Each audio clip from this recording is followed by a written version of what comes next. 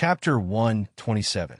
When Chu Qingyan heard this tone, she knew that this person did not come with good intentions.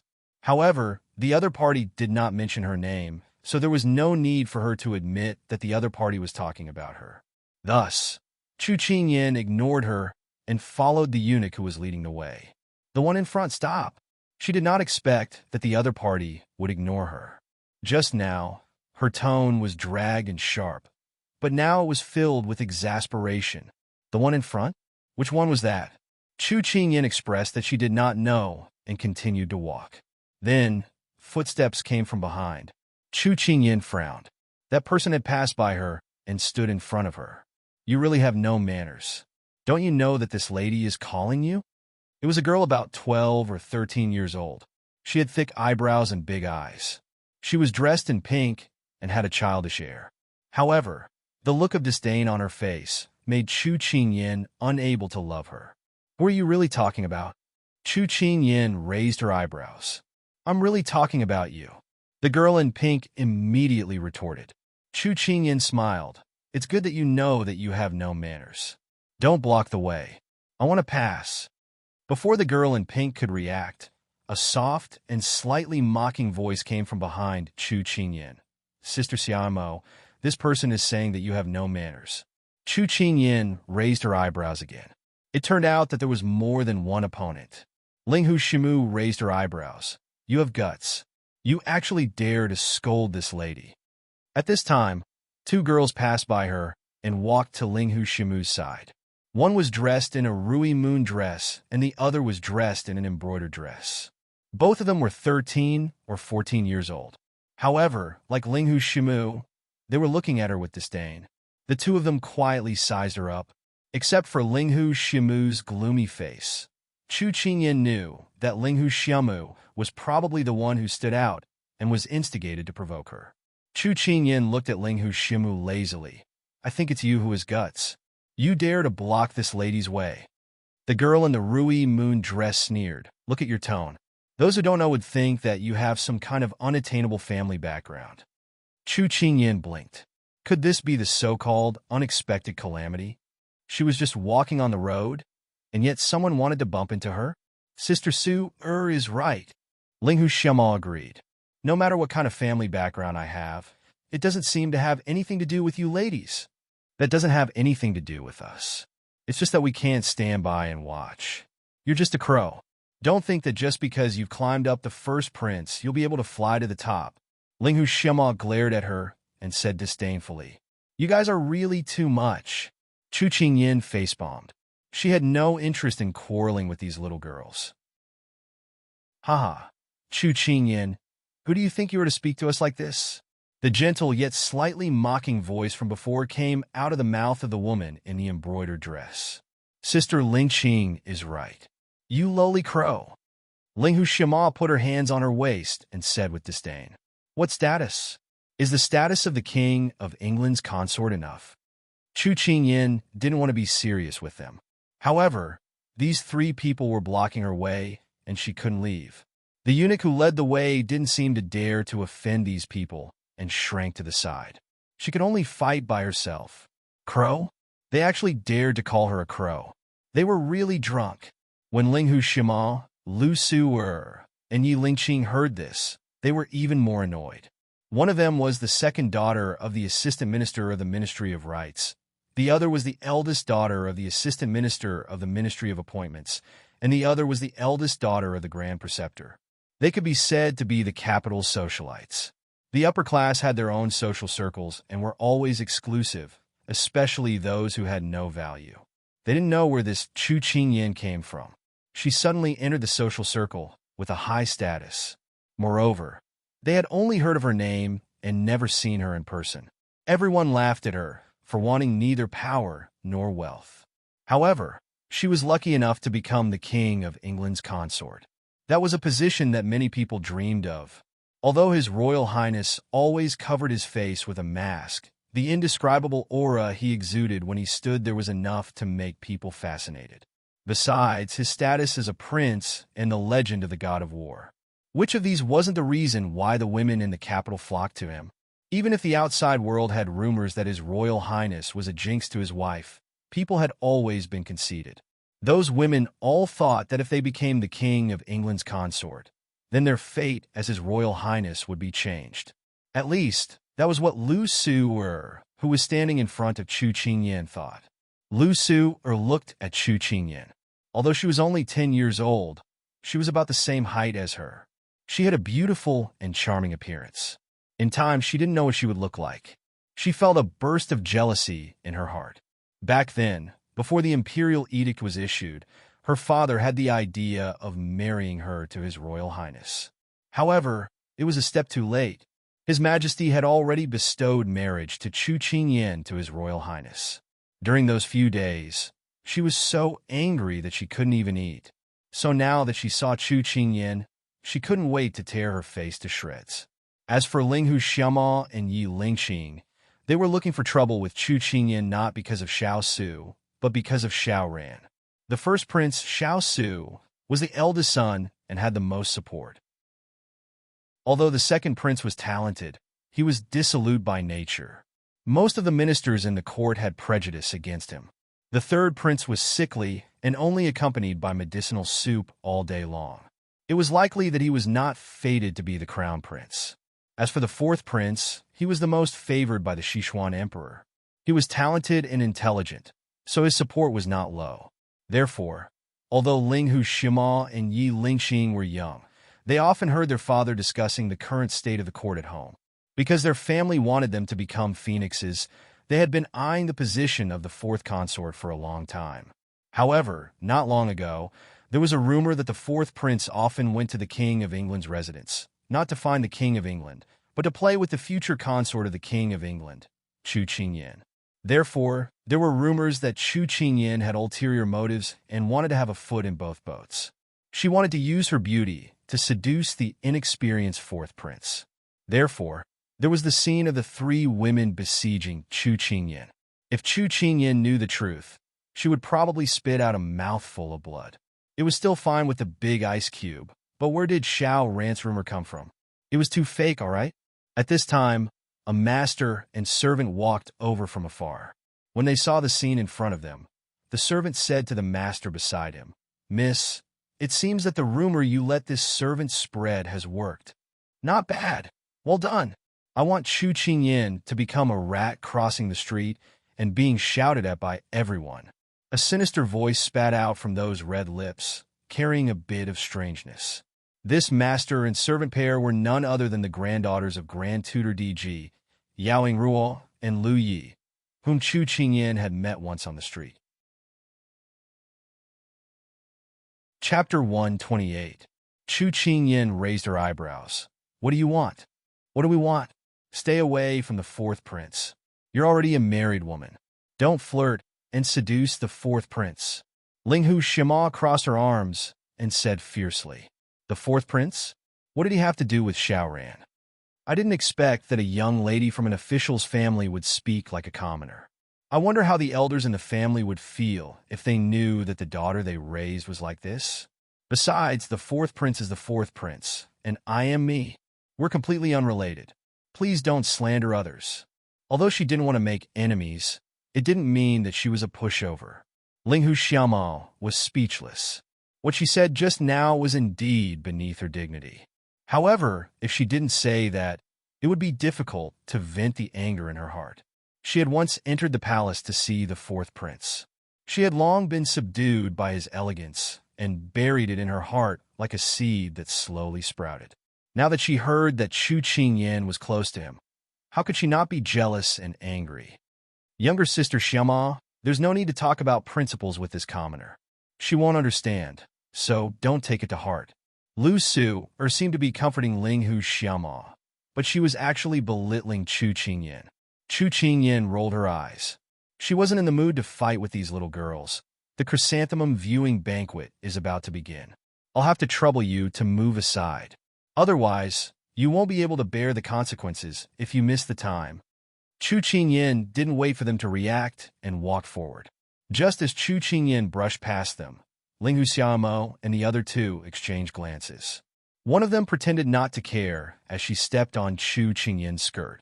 Another lifted her leg to trip Chu Qingyan, while the last raised her hand to push Chu Qingyan away. The three of them acted in one breath. It was unknown whether it was because they had done this many times or because they were sisters, but in the blink of an eye, a conspiracy was formed. No matter which one of them failed, they would be the next substitute. It could be said that everything was linked together. However, Chu Qingyan, who had been paying attention to their movements, chuckled softly when she saw this. Her body, which had been trained in Qigong, was extremely agile. With a sway of her body, she had already dodged the foot that was pressing down on her skirt. Then she stepped on the foot that was tripping her. Finally, she casually raised her hand and waved it towards the hand that was about to push her away. That hand immediately changed its direction and went towards the person beside her. Before Linghu Shima could cry out in pain, her foot was ruthlessly stepped on and Lu Su had already pounced on her. The two of them lost their footing and fell backwards, crashing into Yi Lingqing, who had not retracted her foot in time. Like dominoes, the three of them tripped over one another and were pushed to the ground. Io! Chu Qingyan turned around as if she had been frightened. Ah! Why are the three young mistresses lying on the ground? Did he want to experience the feeling of having the sky as his blanket and the earth as his bed? Although it's already night time, it's not time to rest yet. Besides, the location is not right. Chu Qingyan's voice was just right to exclaim in surprise. Her face was full of confusion, as if she was just a bystander. The three of them who had fallen on their backs knew that it was all her doing. Falling down in the imperial palace was such a shameful thing. If news of this spread, they would lose all their face. Linghu Shima flew into a rage out of humiliation. She struggled to get up from the ground and staggered to Chu Qingyan.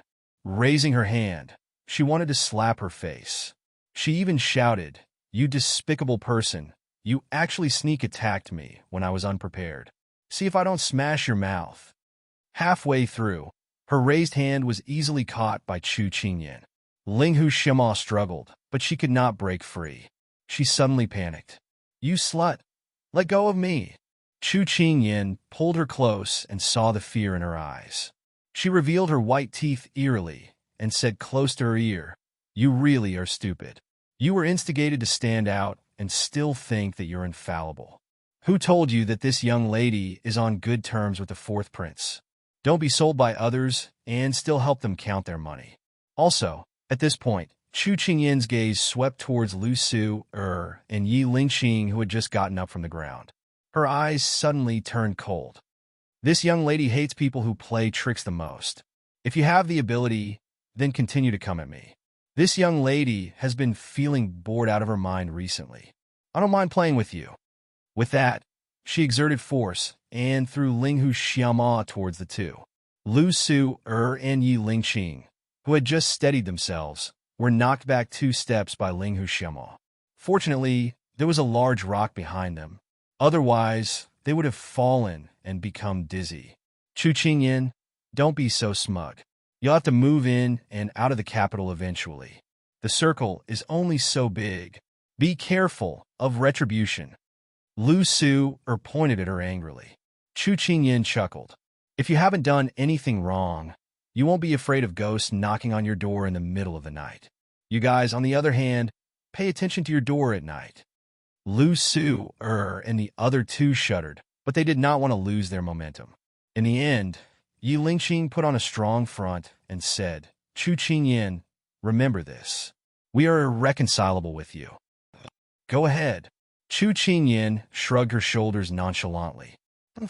The three supported each other and glared at her fiercely before fleeing. They were just 3 children with poor fighting skills. Chu Qingyan did not really care about them. However, after fighting with them, Chu Qingyan discovered a crucial problem. They had food to eat. The youngest was 12, and the oldest was 14 or 15. However, the way they handled things and spoke had clearly exceeded her understanding of children. It seemed that she had overlooked something. Children in ancient times were different from children in modern times. Children in ancient times were already biological children at 15. Therefore, children at 12 or 13 years old were terrifyingly smart. Their knowledge of the ways of the world was no less than that of a modern adult. She had always thought that she had the appearance of a 10-year-old, so she had never dared to show her other side. Her behavior was like that of a child.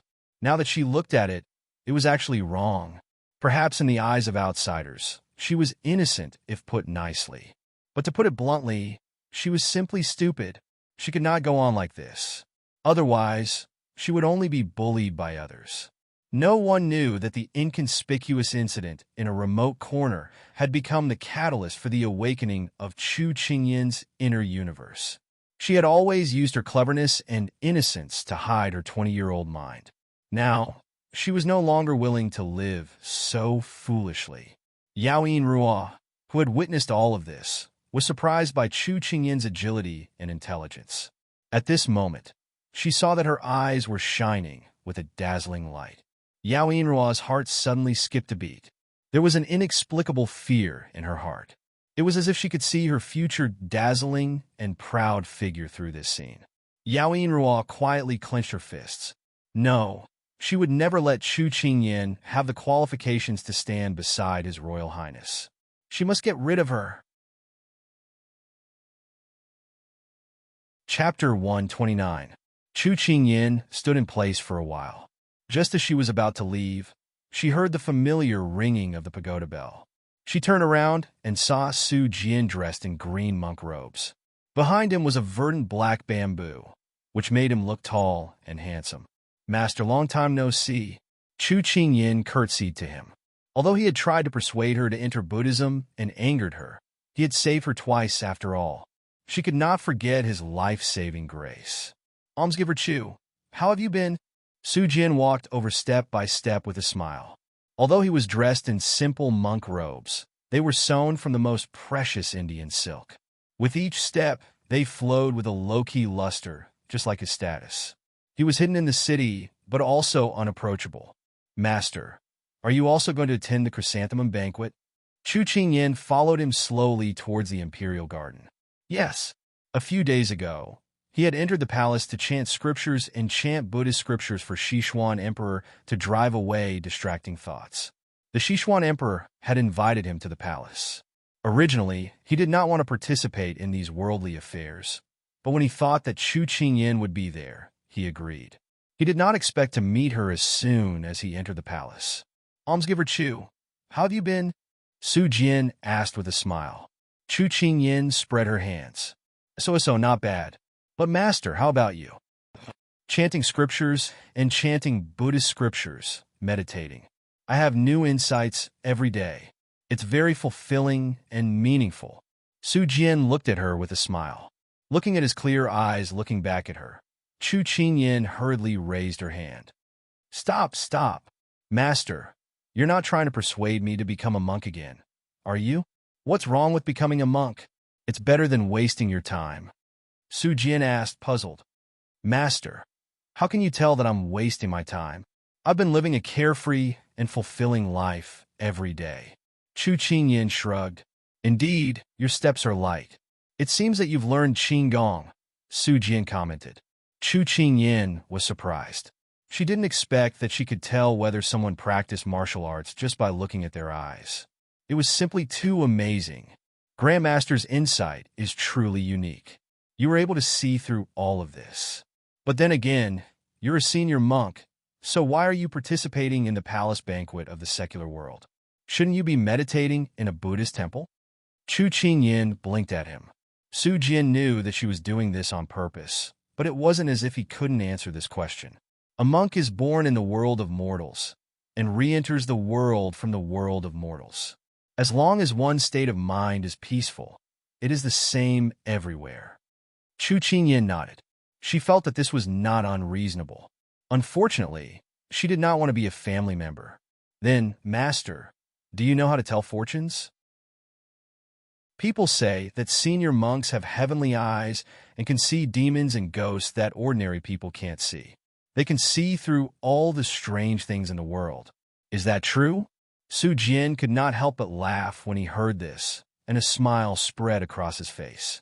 It was not that Chu Qingyin had not seen him smile before, but those smiles were always emotionless. It made people feel as though they were all emotionless. She had once thought that his smile was just for show. Now that she saw his smile, it was as though a snow-white lotus had bloomed at the corner of his mouth. It was so pure, and so fascinating. TSK, TSK, TSK. As expected, people with good looks would be pleasing to the eye no matter what they did. Seeing that Chu Qingyin's gaze was fixed on his face, Su Jian retracted his smile. After thinking for a moment, he explained, I am a disciple of Buddhism. Apart from my Buddhist heart, I am no different from a commoner. I also don't have heavenly powers. However, almsgiver Chu seems to have misunderstood. A Buddhist disciple's mission is to enlighten others, not to tell fortunes. Chu Qingyin pursed her lips. She felt that her question had been a little abrupt. Just as she was about to change the topic, she heard Su Jian speak again. However, sometimes we can see things that you can't. For example, your future. My future. Chu Qingyin widened her eyes. Didn't this person just say that he was also a layman? How did he change his tone so quickly? Was he sure that he wasn't a charlatan? That's right. It's precisely because I can see your future that this penniless monk enlightens you to become a monk. If you continue to persist in going about things the wrong way and remain in the mortal world, there will be a great calamity in the future. You will harm yourself and implicate the people around you. Su Jian looked in her eyes and said seriously. However, when Su Jian finished speaking, Chu Qingyin couldn't help but hold her stomach and laugh. Great master, just now you said that Buddhist disciples aren't fortune-tellers. Why are your words so mystical now? If you set up a stall and say that you tell people's fortunes, it would really make it sound like that. Su Jian saw that she was laughing so hard that he kept a straight face and said, Almsgiver Chu, a monk doesn't lie. Chu Qingyin slowly stopped laughing when she saw that he was still as untouchable as ever. She stood up straight, her eyes still twinkling with laughter, but there was also a hint of wisdom and intelligence in them. Grandmaster, have you ever heard that a fortune that has been divined before is inaccurate? That is because one's fate cannot be divined. Once a fortune is divined, it will be influenced by one's subjective consciousness, and its trajectory will be changed. That is why, as you said earlier, my fate has already been changed. Chu Qingyin raised her head and looked at the slightly surprised Su Jian. Her lips curled into a confident smile. I, Chu Qingyin, have never believed in the heavens, nor did I believe that anyone can control my fate. A person's hand has 3 strings: life, marriage, and career. People say that these 3 strings determine a person's fate, but they're wrong. When we clench our fists, our fate is actually in our own hands. That's why, great master, your so-called fates don't count, because my fate is in my own hands, not the heavens. Looking at the young girl in front of him, who was young but had a confidence that ordinary people didn't have, Su Jian felt his heart tremble. He felt that there was something wrong with what she said, but he couldn't find the reason. He could only watch as she waved at him and then walked into the imperial garden. Su Jian slowly turned the prayer beads in his hand, calming the impact of her words. Fate can't be calculated? My fate is in my own hands, not the heavens? Su Jian was a little confused. Then was it wrong for him to take her to Buddhism? Originally, he wanted to change her fate by guiding her into Buddhism. However, she told him that once the fate was calculated, it did not count. Then, did his participation change anything? For the first time, Su Jian was at a loss because he couldn't understand. He took a step forward, but his hand stopped turning the prayer beads. He frowned slightly and closed his eyes in thought. After a moment, he opened his eyes. Tonight, Xiao Su was going to face a tribulation. This tribulation was unavoidable. Su Jian's confused eyes regained their clarity. Looking at the figure that had already disappeared in front of him, Su Jian shook his head slightly. Xiao Su's tribulation was already destined, and her life would also be affected because of it. Thinking back to Chu Qingyin's unbelievably bright eyes, Su Jian had an epiphany. Since he couldn't change it, then he would face it head-on. This was also his tribulation. Chapter 130. How are the preparations going? He asked in a low voice with a hint of grandeur. "Master, please rest assured. Everything is ready. As long as the first prince and the fourth prince are involved, nothing will go wrong." The person kneeling respectfully on the ground said proudly, "That's good. Success or failure depends on this." The voice sounded again. In the Chaoyang Palace, Empress Liang sat on the main seat and looked at her son in front of her seriously. "Sir, in the past few days, several old officials have jointly written a letter asking His Majesty to appoint a crown prince as soon as possible. The court is divided into 4 factions, but your biggest competitor is Xiao. If it weren't for your face..." Empress Liang looked at the mask on Xiao Su's face and hid her last words. "If it weren't for your face being burned, how could Xiao have a foothold in the matter of appointing a crown prince? Therefore, the matter of appointing a crown prince cannot be delayed. Your grandfather will help you contact the officials who support the crown prince. You must perform well in this period of time and strive to share your father's burdens. Show the ability that a crown prince should have. The officials are not blind. They can see who is the best choice for the crown prince." Xiao Su looked at his complacent mother in front of him, and his heart was filled with complex emotions. "Mother, do you think that I's actions have any meaning? If father had valued I earlier, there wouldn't have been any discussion about the matter of appointing a crown prince. He was the most legitimate candidate for the crown prince of Xixian Nation. In the past, he had always been nurtured as the best candidate. However, after the birth of his 4th royal brother and the destruction of that fire, everything was completely different. You have no ambition. As long as nothing has been decided, as long as that position hasn't been taken, you have a chance. Don't give up before you fight for it. The Liang family still needs you to support it. If that position isn't yours, then just wait for your reputation to be ruined and the Liang family to decline." Empress Liang was so angry that her face turned green. Why couldn't she understand why her son didn't care about anything and didn't covet that position at all? "Imperial Mother, don't worry. Let nature take its course." He didn't want to argue with his imperial mother every time they met, so he could only use these words to brush her off. Empress Liang laughed angrily. "Let nature take its course? Don't you know that a lot of things just go along with it? No matter what, you have to fight for me. If you don't get that position, I won't acknowledge you as my son." Xiao Su frowned slightly as an indescribable loneliness flashed across his eyes. "I understand." Seeing that he agreed, Empress Liang was slightly relieved. "It's about time. It's time to attend the palace banquet." "Yes." Xiao Su took a step back and let his imperial mother go first before he followed behind her. His heart was empty and lonely.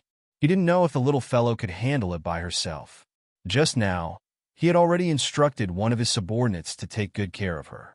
The imperial garden was surrounded by palace lanterns. It was as bright as day, driving away the darkness and bathing everyone in the colorful light. Red, orange, yellow, green, cyan, blue, and purple colors intertwined and overlapped with each other, adding to the colorful atmosphere of the banquet. When Xiao Su walked into the imperial garden, he saw Chu Qingyin smiling brightly under the lights.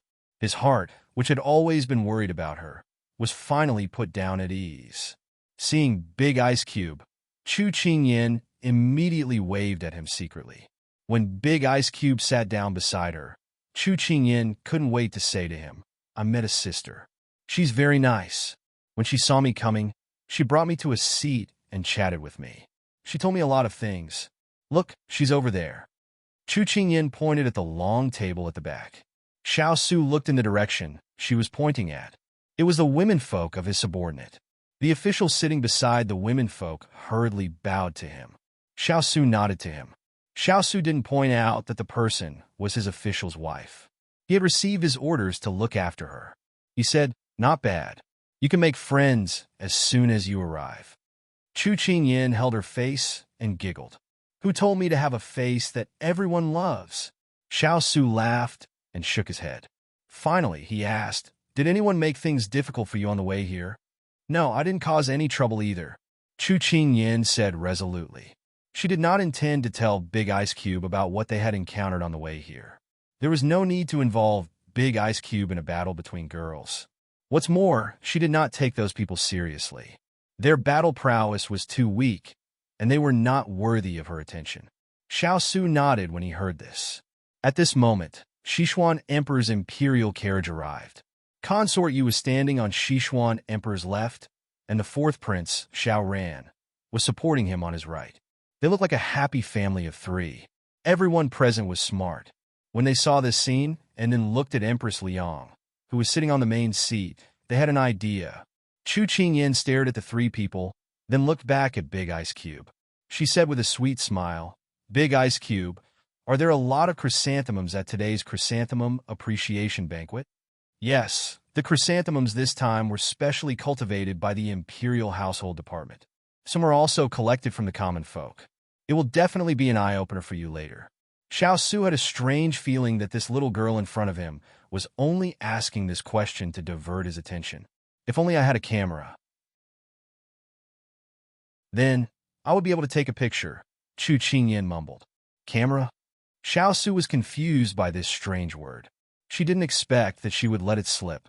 Chu Qingyin immediately said, "It means to draw a picture.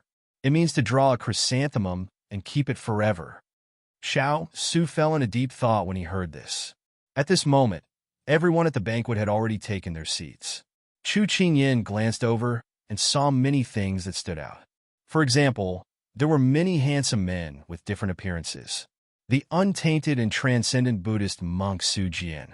Xiao Yao, the carefree and unrestrained Prince Xiao Yao. The handsome and elegant Prince Xiao Ran was like the bright moon. The sickly Prince Xiao Ho, who had a scholarly air and an elegant appearance. And the handsome man beside her, who exuded an air of abstinence and yet had a cold temperament. It was no wonder that there were so many people at the banquet tonight, and most of them were women. Thinking of the three women she met today, it seemed that these people weren't just here to admire the chrysanthemums. Their real goal was the little fresh meat at the banquet. Chu Qingyin clicked her tongue. If these people were in the modern world, they would probably cause screams from love-struck fans. However, the only one she didn't recognize was the sickly-looking third prince, Xiao Ho. It was said that this person was born with a disease and was accompanied by medicine all year round. Perhaps it was because of his health. He was alone in the palace reading books and gardening. His personality was gentle and kind. It was said that this person wouldn't even hurt an ant. However, would someone who lived in a cruel imperial family really be so kind? She couldn't be blamed for thinking too much. It was just that she had watched too many palace dramas. Chapter 131. Just as Chu Qingyin's gaze landed on Xiao Ho, who was seated not far from her, seemed to have sensed her gaze. He turned his head and gave her a light smile. However, he quickly covered his mouth and nose and coughed lightly. The eunuch beside him immediately bowed and patted his back, but he gently pushed the eunuch away. What a pale, sickly, and beautiful man. Chu Qingyin sighed softly. Sure enough, the heavens were fair. A good family background and good looks would always deprive you of something. As if he had heard Chu Qingyin sigh, Xiao Su gently patted her head. Don't look around. Focus. Chu Qingyin finally retracted her gaze and listened attentively to the Sichuan Emperor's congratulatory speech. Soon it was time to present the gifts. As the eldest prince, Xiao Su was the first to present the gifts.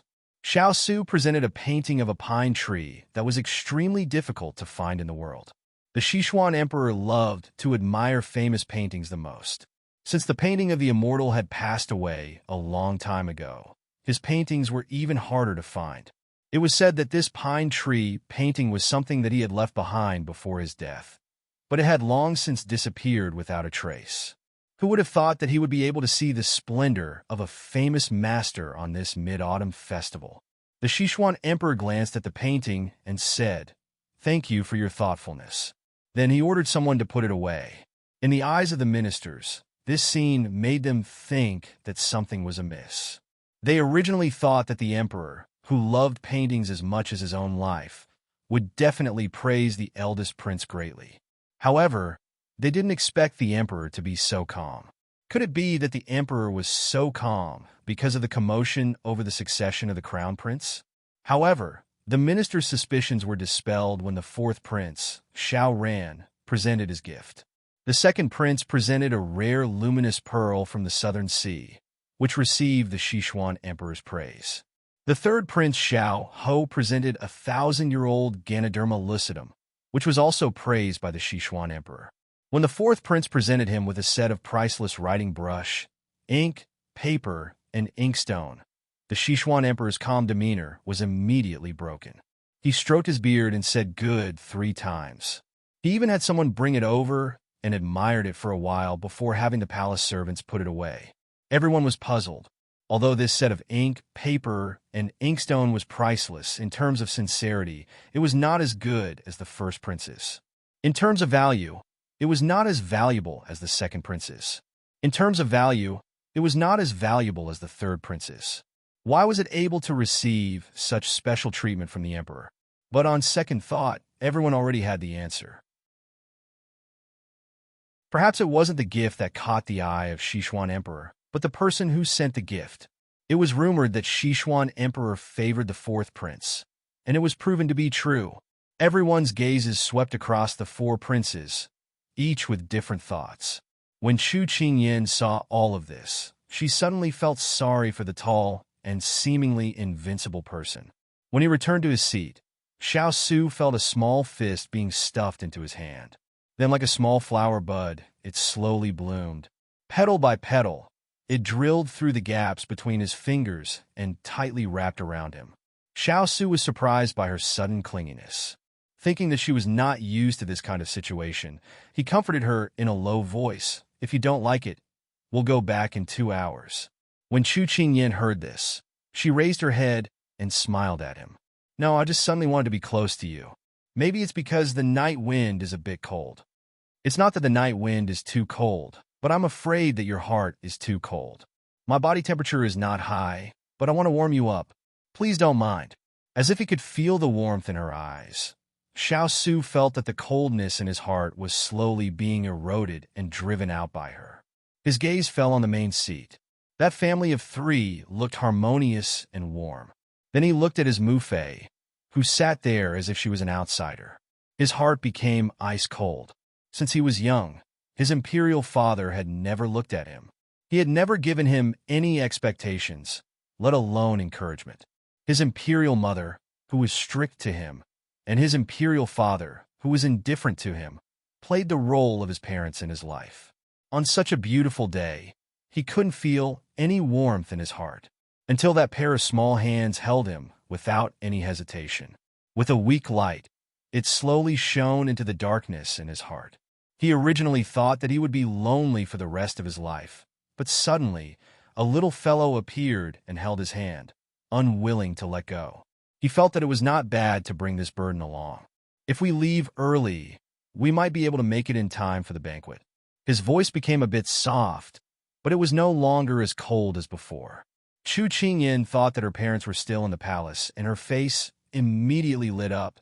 "When we go back, I must properly taste that fruit wine. Big Ice Cube can't stop me." His eyes reflected her carefree smile.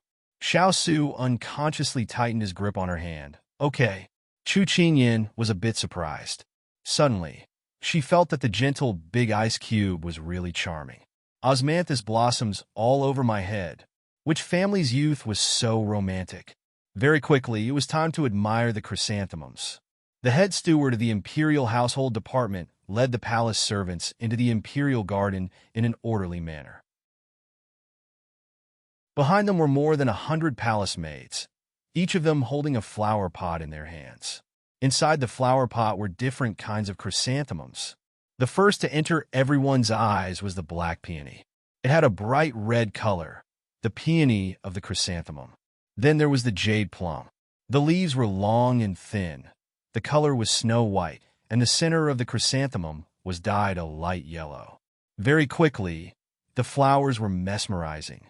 There were graceful jade phoenixes, snowflake-like seas, shy women, beautiful celestial mushrooms, dancing swans, noble black chrysanthemums, white celestial peonies. There were too many to count because everyone had already become fans of these chrysanthemums. Chu Qingyan didn't even dare to blink, afraid that she would miss these precious chrysanthemums. She had seen some of them at the chrysanthemum exhibition before, but there were even more that she had never seen before.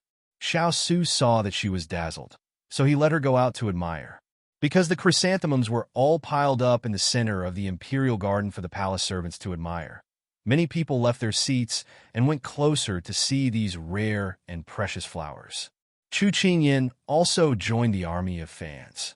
Xiao Ran, who was on the side, had been paying attention to Chu Qingyan. When he saw her leave, he also stood up and walked over. After not seeing her for a while, he found that she had already grown taller and was even more radiant.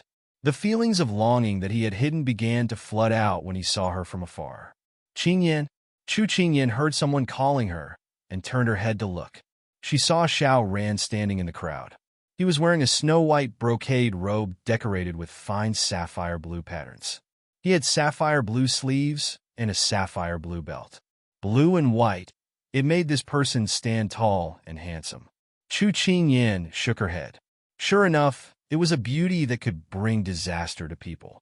When Chu Qingyan turned her head, Xiao Ran's heart had already skipped a beat. Thinking of clothes in the clouds, face in the flowers. The spring breeze brushed the railings, and the dew was thick. If not seen on top of the Jade Mountain, would be met under the moon in the Jade Pavilion.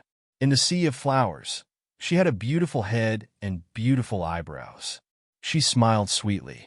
She was wearing a white soft silver lily dress, which made her figure slender, gentle, and beautiful. Xiao Ran couldn't help but be stunned. Linghu Shimu and the others who had been paying attention to Xiao Ran almost tore the embroidered handkerchief in their hands when they saw this scene.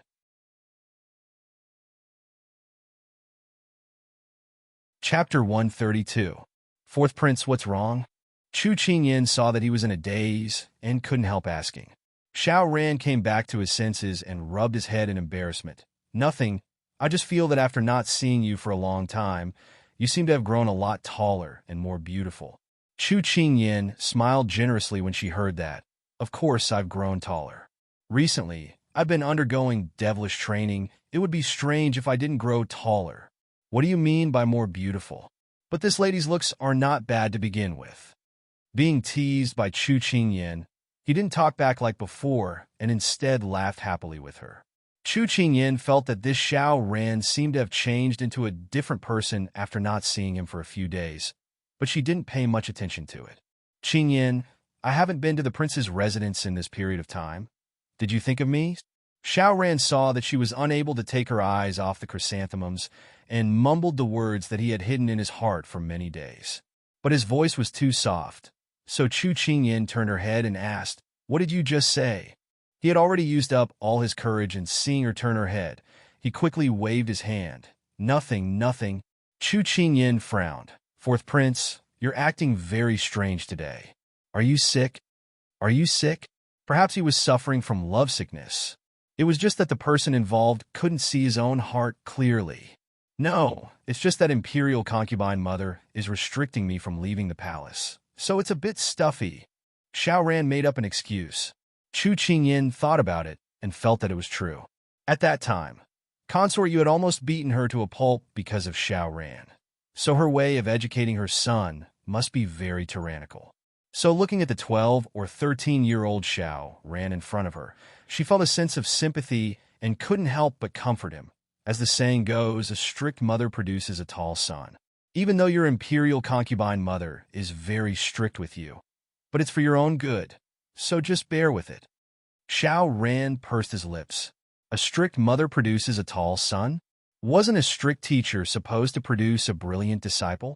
Only she would be able to do such a thing. However, was she really comforting him and not gloating over his misfortune? What did it mean to endure it? However, he thought of something and said guiltily, Qingyan, were you angry at how my mother treated you before? Chu Qingyan rolled her eyes at the night sky. If you were wronged, framed, and punished for no reason, would you be happy? I'm sorry. I apologize on behalf of my mother.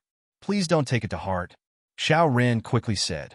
Chu Qingyan originally wanted to scold him a little more, but when she saw him speaking so humbly to her, she pursed her lips and finally swallowed the words in her throat and sighed. Forget it. As long as she doesn't target me or Lord in the future, I won't be angry. Xiao Ran immediately smiled.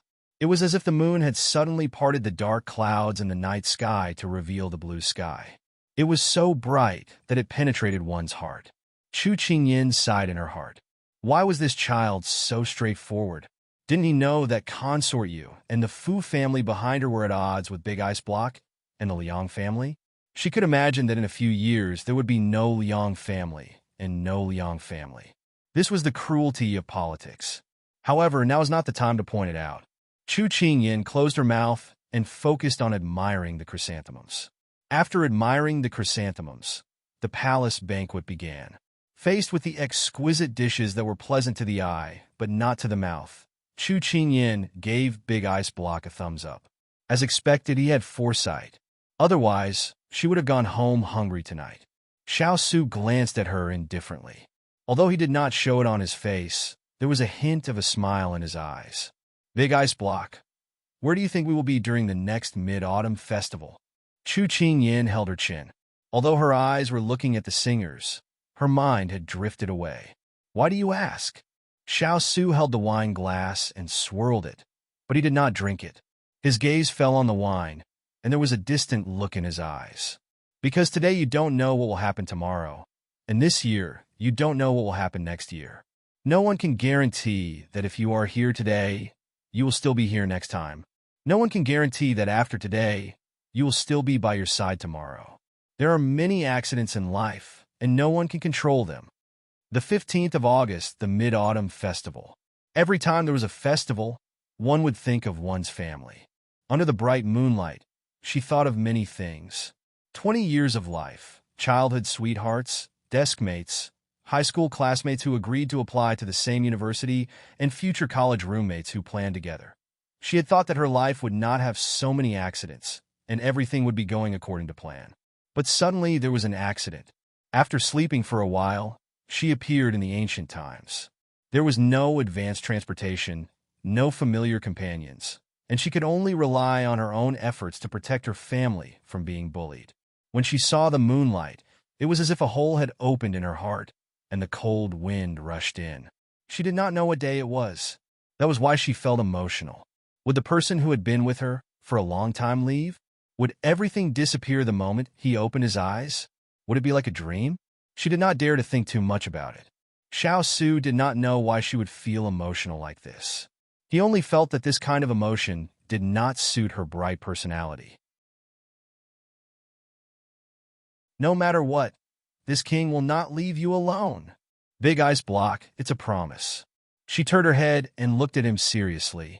Tonight, Chu Qingyin made him feel that something was wrong. She seemed to have matured a lot and grown up a lot. But when he looked at her carefully, he saw that she was smiling innocently. He narrowed his eyes. Could it be because of the feng shui in the palace? Let's go back to the palace. Xiao Su suddenly said, we're only halfway through. Is it all right for us to go back like this? Chu Qingyin was slightly surprised. It's fine. No one dares to question what this king does. Xiao Su stood up and said to the Sichuan emperor after leaving some instructions. Chu Qingyin subconsciously looked around. Su Jian had already disappeared. It seemed that leaving early was not a big deal, so the two of them left hand in hand. Although many people rolled their eyes at her, Chu Qingyin calmly accepted it. Once she became the consort of the King of England, she had to get used to these kinds of envious, jealous, and hateful gazes. It wasn't that no one had come to strike up a conversation tonight, but the Big Ice Block's aura was too strong, so it was enough to make them shrink back. There were also some who didn't fear death and wanted to propose a toast, but the Big Ice Block just sat there and ignored them. Otherwise, he would have her use tea in place of wine to return the favor, so that these girls would have the intention to retreat. Chu Qingyin clicked her tongue and commented. Her Big Ice Block had the ability to sweep away black-hearted female supporting leads. Not bad, not bad. Not long after Chu Qingyin and Xiao Su left, a eunuch quietly walked to the side of a person on the platform and said in a low voice, His Royal Highness has already left. A magnificent voice rang out. Do it. Yes. Those gentle eyes were now shining with a bloodthirsty light. Eldest brother, fourth imperial brother, this time, you won't be able to escape. Chu Qingyin and Xiao Su, who had left, did not know that a storm was about to come.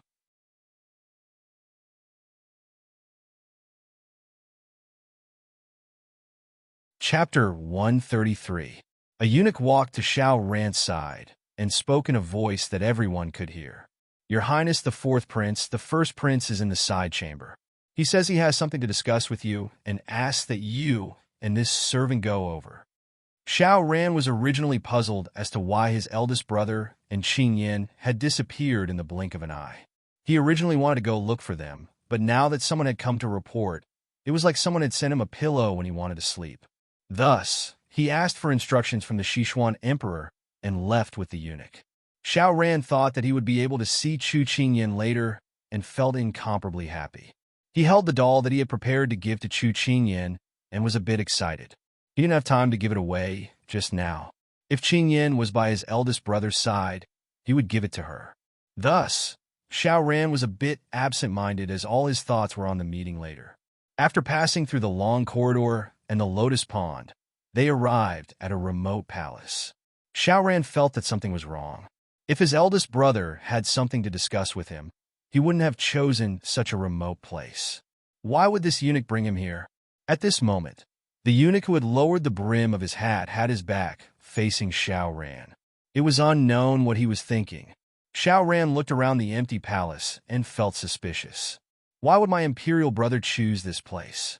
Did you come to the wrong place? Only to hear a horrifying laugh come from the lowered brim of the hat. The eunuch slowly turned around and put his hand on the hat and slowly took it off. Fourth prince, this is the right place. However, it's not Xiao Su who is looking for you. It's the king of hell who is coming to take your life. As soon as he finished speaking, the hat left his hand and quickly flew toward Xiao Ran. When the eunuch turned around, Xiao Ran was already paying attention. When he saw him make a move, he immediately dodged to the side to avoid the hat. However, it was clear that his movements were not fast enough. The eunuch took advantage of the time when Xiao Ran dodged to pull out the soft sword at his waist and flew towards Xiao Ran to stab him. Xiao Ran had to deal with two moves at once, and he was unable to cope. Therefore, the flexible sword pierced through his clothes at the waist, avoiding the most crucial vital point.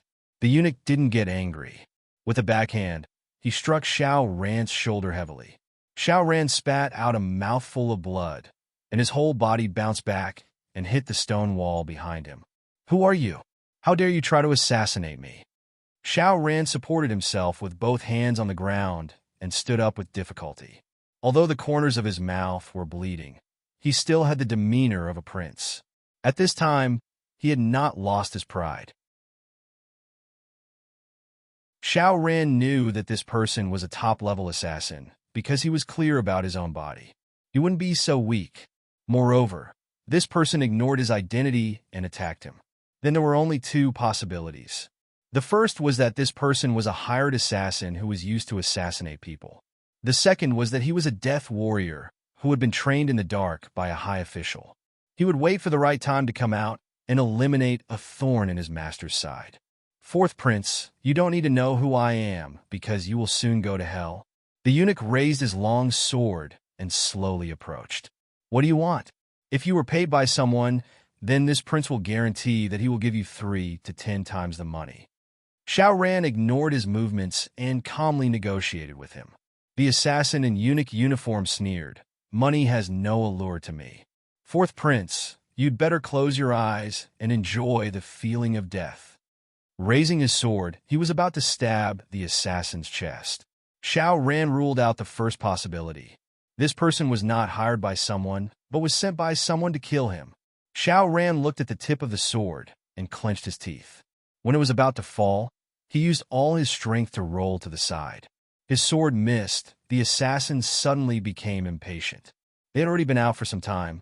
If they didn't finish the mission soon, then those people would be suspicious. So he began to speed up. In a flash, he was in front of Xiao Ran and ruthlessly slashed at Xiao Ran. Because it was the Mid-Autumn Festival, every household hung up red lanterns, indicating that the following days would be red and full of unity. There were also people who put up lantern displays on the streets. There were all kinds of riddles written on them for people to guess. As long as they guessed right, they would give away the lantern. When Chu Qingyin's carriage passed by, Chu Qingyin was already attracted by the colorful and strange lanterns. Big Ice Cube, I want to go look at the lanterns. This was the first time she was so close to the ancient folk, so Chu Qingyin was curious. Xiao Su was a casual person, but he had not met the right person yet. Now that he heard the little fellow's suggestion, he had someone stop the carriage. Chu Qingyin, who got off the carriage, turned around to urge Xiao Su, who was wearing a veil, before entering the crowd. When Hualing saw this, he immediately followed to protect the little princess from getting lost. When Xiao Su came to her side, she had already begun to guess the riddles. She didn't have any opinions, only guessing one word. Looking at the riddle on the paper, Chu Qingyin thought for a bit and then guessed it, the present. Congratulations, miss, you guessed it right. This rabbit lantern is for you. The stall owner enthusiastically handed the lantern to her. Chu Qingyin took the rabbit lantern and hugged it. She said with a smile, "This is for my daddy. He likes rabbits a lot." The stall owner glanced at Xiao Su, who was standing beside Chu Qingyin. He really couldn't tell that such a cold person would like such a well-behaved animal like a rabbit. However, he still said in a flattering tone, "Looks like your daughter is very filial to you. Sir, you are really lucky." When the stall owner said this, Hualing turned his head and burst out in laughter. Turin was also in pain, holding back his laughter. "Big Ice Cube, you look very old," Chu Qingyin teased. Xiao Su suppressed his emotions and said to Chu Qingyin, who was puffing her cheeks and not daring to laugh, "Preparing to leave?" Chu Qingyin immediately straightened and shook her head, saying, "Big Ice Cube, I haven't given you one yet. Wait a bit." After looking for a while, Chu Qingyin chose a carousel lantern and then had the stall owner give the riddle to her. This flower had never been planted before, but it would bloom in the middle of winter. It was strange that it had no roots or leaves, but when the spring wind blew, it returned to the sky. Chu Qingyin felt that this riddle wasn't hard and immediately gave the answer. The stall owner gave the carousel lantern to her and did not forget to praise Xiao Su. "Your daughter is very smart." Xiao Su's face darkened as he pulled Chu Qingyin out. Turin and Hualing were a bit confused. Didn't Master want to raise the little princess consort as his daughter? Why was he unhappy when someone said this? When they arrived in front of the carriage, Chu Qingyin was going to give the lantern in her hand to the big ice cube when a group of soldiers suddenly ran over and surrounded them. Chu Qingyin took back her hand and stood next to Xiao Su in a daze. The person in the lead was the first-rank armed guard, Lu Nuo. He walked out and cupped his hands toward Xiao Su. "His Royal Highness, the fourth prince was attacked by an assassin just now, and you are the most suspicious. His Majesty has ordered for you to come into the palace with this subordinate."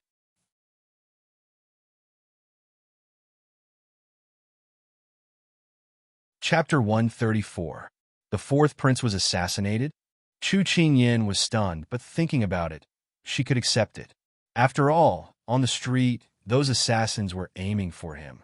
But what she could not understand was, what did this have to do with her big ice cube? "This official? Are you mistaken? His Highness was with us the entire time. How could he assassinate the fourth prince?" Chu Qingyin stood in front of Xiao Su and coldly questioned him. "This subordinate can't make the decision. This subordinate is only following orders. Let's ask His Royal Highness to explain this to His Majesty," Lu Nuo said in a methodical manner. Chu Qingyin felt that this was simply unreasonable. Just as she was about to argue with him, a force fell on her shoulder, and she looked up at the big ice cube. "It doesn't matter. This king will go with them to see how injured fourth brother is." Xiao Su's cold words were filled with comfort. Chu Qingyin felt that this matter was not that simple. She had a premonition in her heart that if he left this time, perhaps, "No, I'll go with you," she firmly said. "Be good.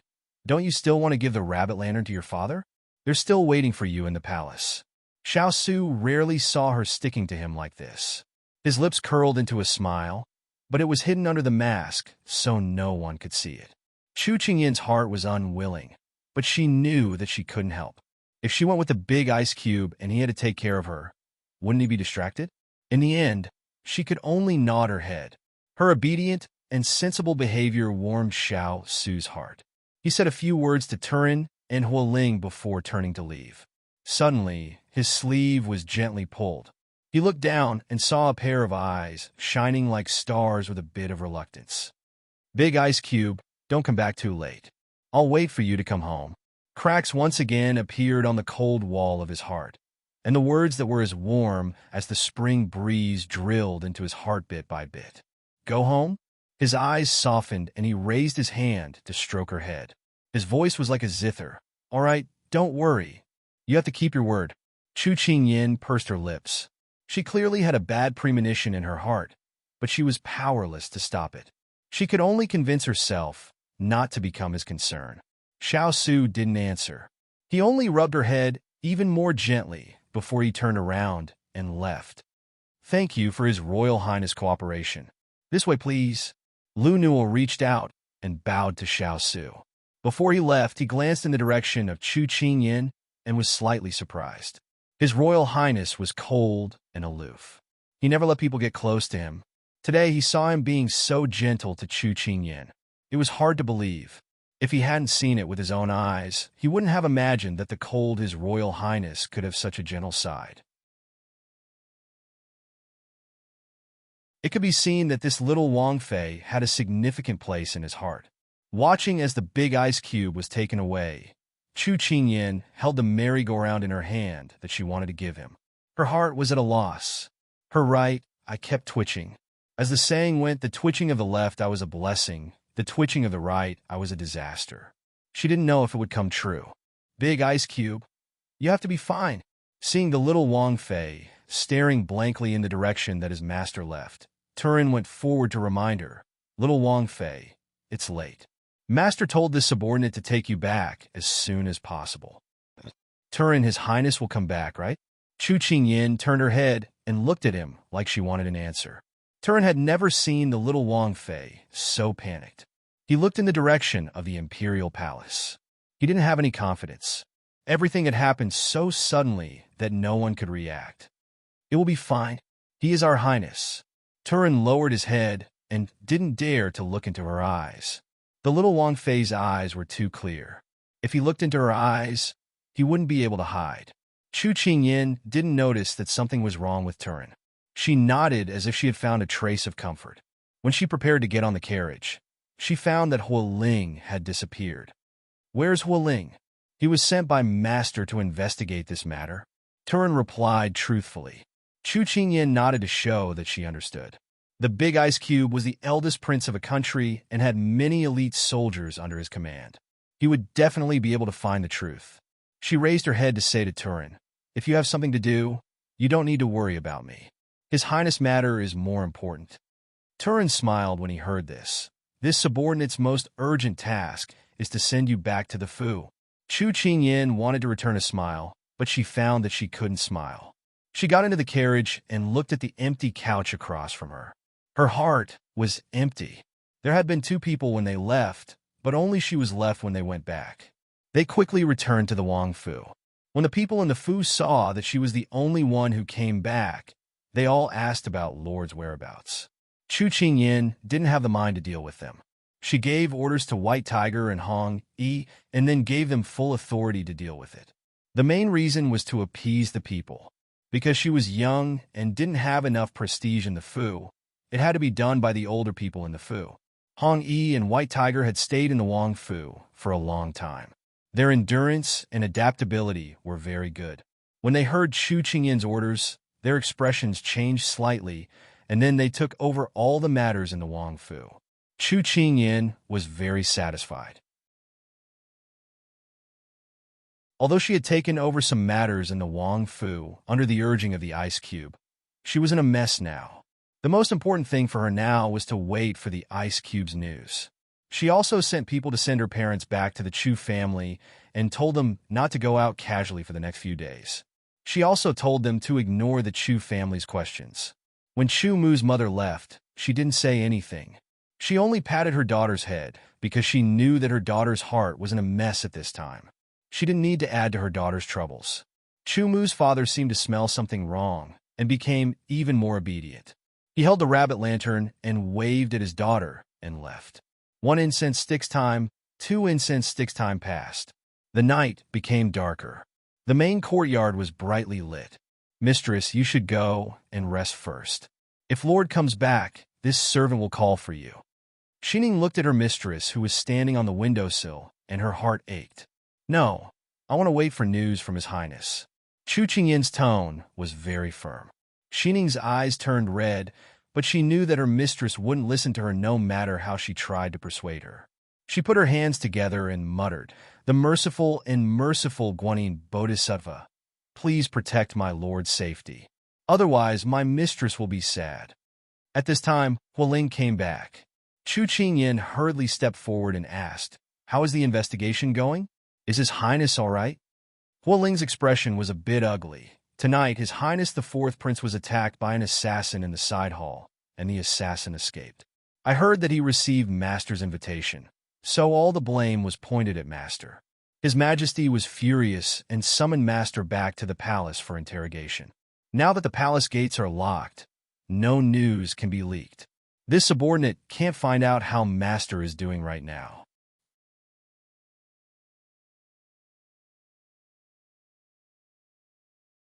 Chapter 135. Chu Qingyin took a few steps back when she heard this and bumped into the table behind her. As expected, her premonition was right. Big Ice Cube wouldn't be coming back tonight. Once the palace doors were locked, even a fly wouldn't be able to fly in. When Turin came in, he saw the young princess leaning against the table in a daze. He couldn't help glaring at Hualing. "What are you saying this to the young princess for? Aren't you just making the young princess worry for no reason? Don't forget what Master told us before he left to take good care of the young princess." Hualing was also worried at this time. Even Water Spirit couldn't find any clues, so it could be seen that this matter was very troublesome. However, Turin was also angry at him, and he couldn't suppress the anger in his heart. Isn't it the same if you knew earlier or later? His Majesty has always favored the Fourth Prince, and has always wanted to find fault with Master to suppress Master. Now it's like a piece of meat that has been sent up for slaughter. Turin knew that what Hualing said was what he was worried about, but seeing the young princess hear this, her face turned white. Turin's face immediately sunk. He grabbed Hualing's collar and wanted to drag him out. "Be careful with your words. You forgot again." Hualing knew that he had said something wrong when he spoke. Seeing Turin become angry, he didn't make a sound and just let him grab him. "What are you doing? You don't even know what the situation is, and you're already fighting. If His Highness knows, you'll all be punished according to the family rules." Hualing and Turin were stunned. They turned to look at the figure standing against the light. It was like she was wrapped in a yellow flame, and her entire person was burning with a light that couldn't be ignored. Her tone was strict, and her expression was serious. Her normal innocent smile was replaced by a serious expression, and her young face was filled with a kind of dignity that people didn't dare look at. Hualing and Turin stopped and were a bit stunned. Was this still the pure young princess they normally saw? It was rare that she was not joking around like she usually was. Instead, she was being serious for once, but she had scared them. Chu Qingyin coughed softly and pulled them back to reality. Then, she spoke slowly. "Right now, we still don't know what's going on in the palace. Don't panic. Do we have anyone who's good at spying?" Chu Qingyin had no time to be surprised by her sudden change. The most important thing now was to deal with the ice cube. Turin was the first to regain his senses. He nodded. "Yes, Water Spirit has a group of pigeons under her command. They are best at gathering intelligence and spying on information. Hualing has already sent her a message. She should have already made her move." Chu Qingyin nodded. Although she did not know who this water spirit was, according to the 5 elements of metal, wood, water, fire, and earth, if there was wood, fire, and earth, then there would be metal and water. Good. Even if the palace is completely surrounded, we have to find a way to get information. For example, how is the Fourth Prince's injuries? Also, didn't the assassin escape? Find a way to capture him. Furthermore, this kind of thing is usually done under someone else's orders. If we can find out who the real culprit behind the Fourth Prince's assassination attempt is, that would be the best. Chu Qingyin said, not allowing for any explanation. Xiao Ran was a little prince raised in the palace. He didn't bully people normally, so the possibility of someone taking revenge on him was very low. There was only one explanation, which was that someone wanted to kill him to achieve a goal. Then there must be someone behind this. Turin and Hualing nodded. The young princess was right. The two of them were panicking and didn't think about this. Right now, we have to prepare for the best and worst. If His Highness is cleared of suspicion, that would be the best, but we also have to prepare for the worst. She didn't want to prepare for the worst. There will probably be a result tomorrow. Turin lowered his head and thought for a moment before saying, if someone wants to use the fourth prince's assassination to frame Master, there are two possibilities. One is to kill with a borrowed knife, and the other is to kill for the sake of framing Master. Only Master has never made enemies with others, so this subordinate can't figure out who would want to frame Master. Chu Qingyan gave a cold smile, and her eyes were deep as she said, there are only two reasons. If it isn't for money, then it's for power. Turin and Hualing looked at each other and saw shock in each other's eyes. Was this still their young princess who didn't know anything about the world? She could even see such a deep thing. You guys should investigate two directions first. One is Consort Yu, and the second is the matter of the Crown Prince. Consort Yu is doted on in the harem, so it is impossible for no one to be jealous. Moreover, she is gentle in front of others, but vicious behind others. There must be many concubines that have been poisoned by her. If someone wants to take revenge, it is not impossible. From the first time she saw Consort Yu when she entered the palace, she knew that this person was not a kind person, but rather a poisonous beauty. Turin and Hualing hid the shock in their hearts and nodded in response. As for the matter of the Crown Prince, the position of Crown Prince involves imperial power. You can investigate if anyone is dissatisfied with His Highness and the fourth prince. Perhaps you can find some clues, especially the second prince and third prince's henchmen. She couldn't be blamed for thinking too much, but once power was involved, people's hearts were hard to calm. At the chrysanthemum banquet, it wasn't like she didn't hear people discussing the matter of the Crown Prince. There were even people who used toast to indirectly ask for advice from Big Ice Cube. She heard that Sichuan Emperor intended to appoint an heir after the chrysanthemum banquet. So for this matter to happen at such a critical moment, people couldn't help but be suspicious. This subordinate understands. Hualing and Turin both responded. You can go do what you need to do. Immediately report to me if there is any news, especially if it's related to the palace. Chu Qingyan calmly said, yes. The two left with this order. When they left, Hualing and Turin were suddenly startled awake. They actually listened to the little princess orders. It was even the pure little princess that they didn't put in their eyes before. Turin, I'm not dreaming, right? Since when did the leader of our fierce, valiant cavalry have to listen to a woman's orders? Hualing felt this was a bit inconceivable. Turin looked at the gloomy sky, and his eyes sparkled with an unknown light. Did you notice that the little princess' words and aura just now were a bit like Master's? Hualing carefully thought about it, and felt that it really was a bit similar. Don't think too much, and just do your job properly. The fierce, valiant cavalry isn't trash. They can judge good and bad themselves. Didn't you agree with what the little princess said just now? We will only do what is right and beneficial. Moreover, heroes come from the youth since ancient times.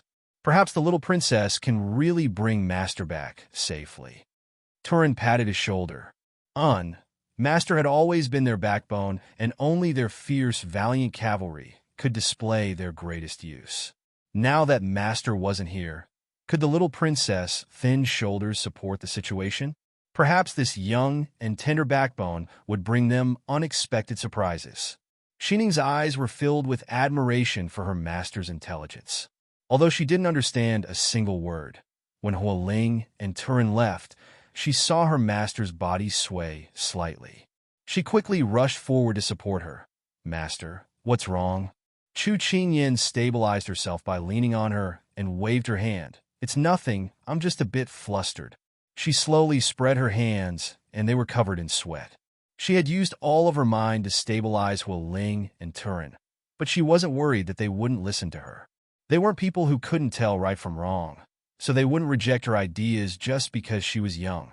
At this time, lightning suddenly flashed and thunder rumbled. She looked out of the window and had the illusion that a storm was about to come.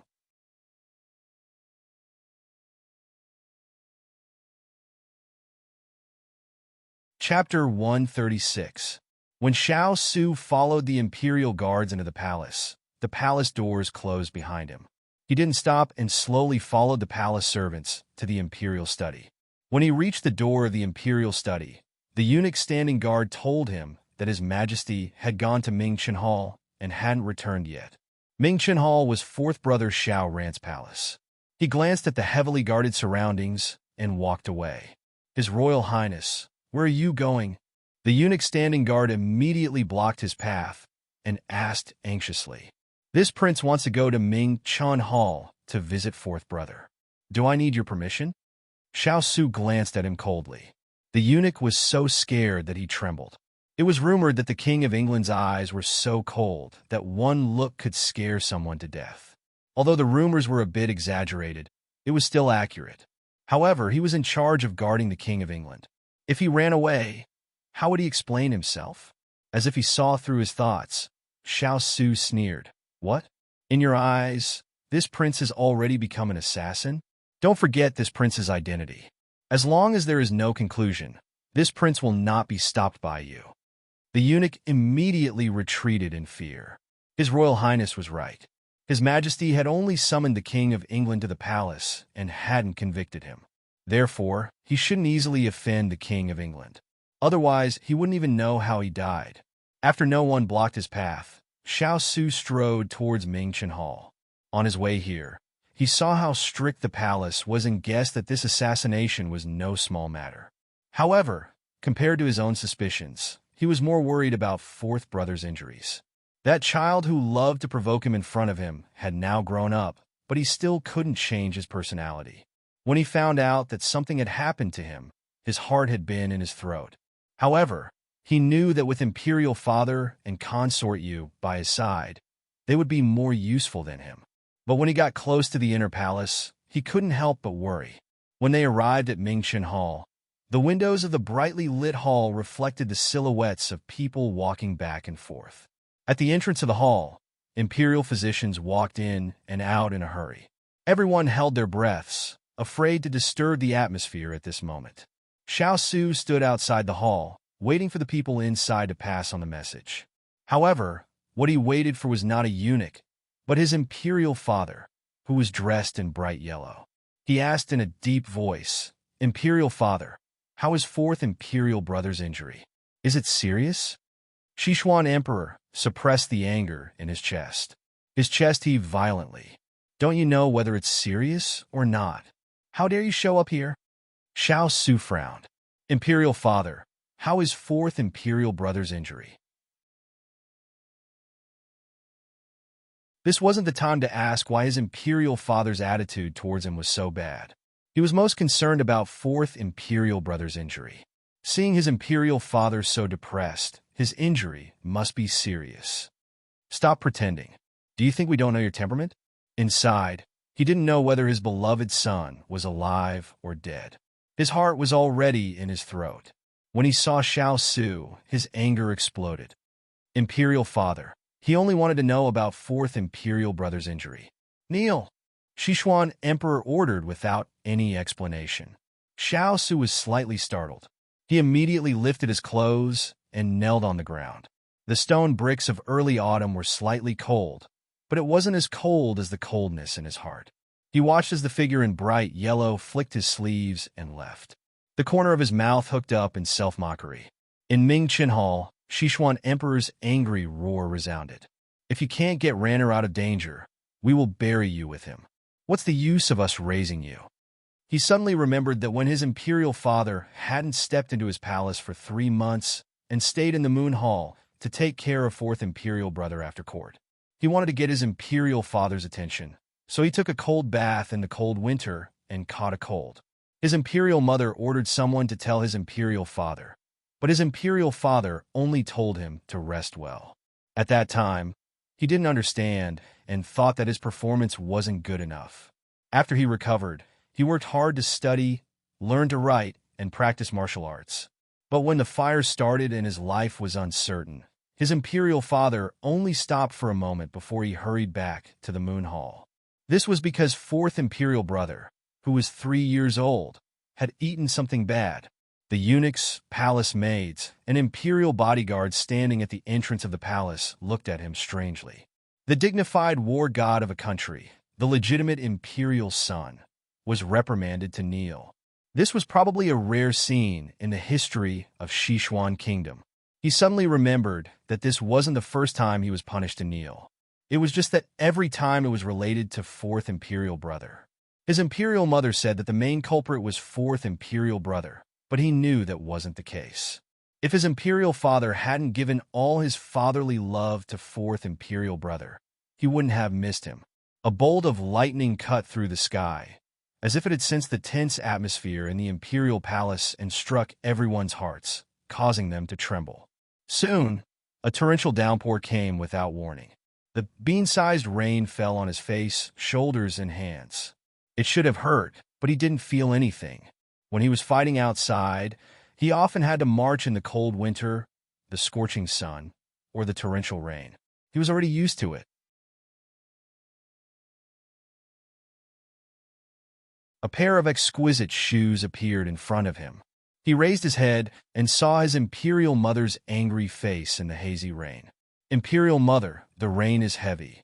Don't stand here. Your son is kneeling here. Do you think imperial mother can rest in the palace with peace of mind?" Empress Liang said angrily. "Imperial mother, I is unfilial. I made you worry." Xiao Su's gaze lowered slightly. The rain flowed down his cheeks and fell to the ground, creating ripples.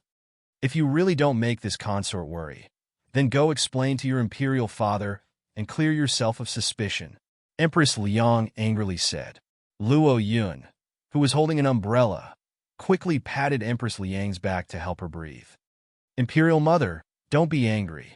Xiao Su pursed his lips and said, "Imperial father is currently angry. It's useless for I to say anything. Let's wait until fourth imperial brother's condition stabilizes." Xiao Su, are you only willing to do this if imperial mother is angered to death? With your abilities, can't you find out who the culprit is? Imperial mother doesn't believe you, Empress Liang said through gritted teeth. "I still don't know what's going on, so it's even more impossible for me to know who the culprit is." Xiao Su's eyes flashed slightly, but he still lowered his head in the end. Good. Empress Liang said good 3 times in a row before leaving with a flick of her sleeves. Xiao Su watched his imperial mother's departing figure with a bitter feeling in his heart. There was a suspect in his heart, but he wanted to, but he couldn't.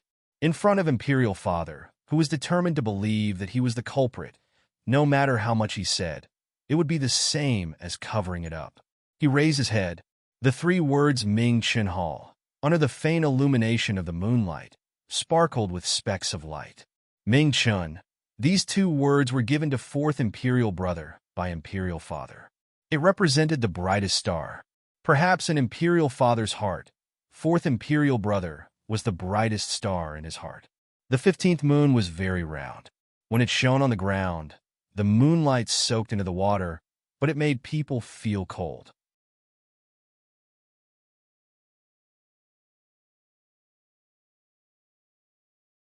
Chapter 137.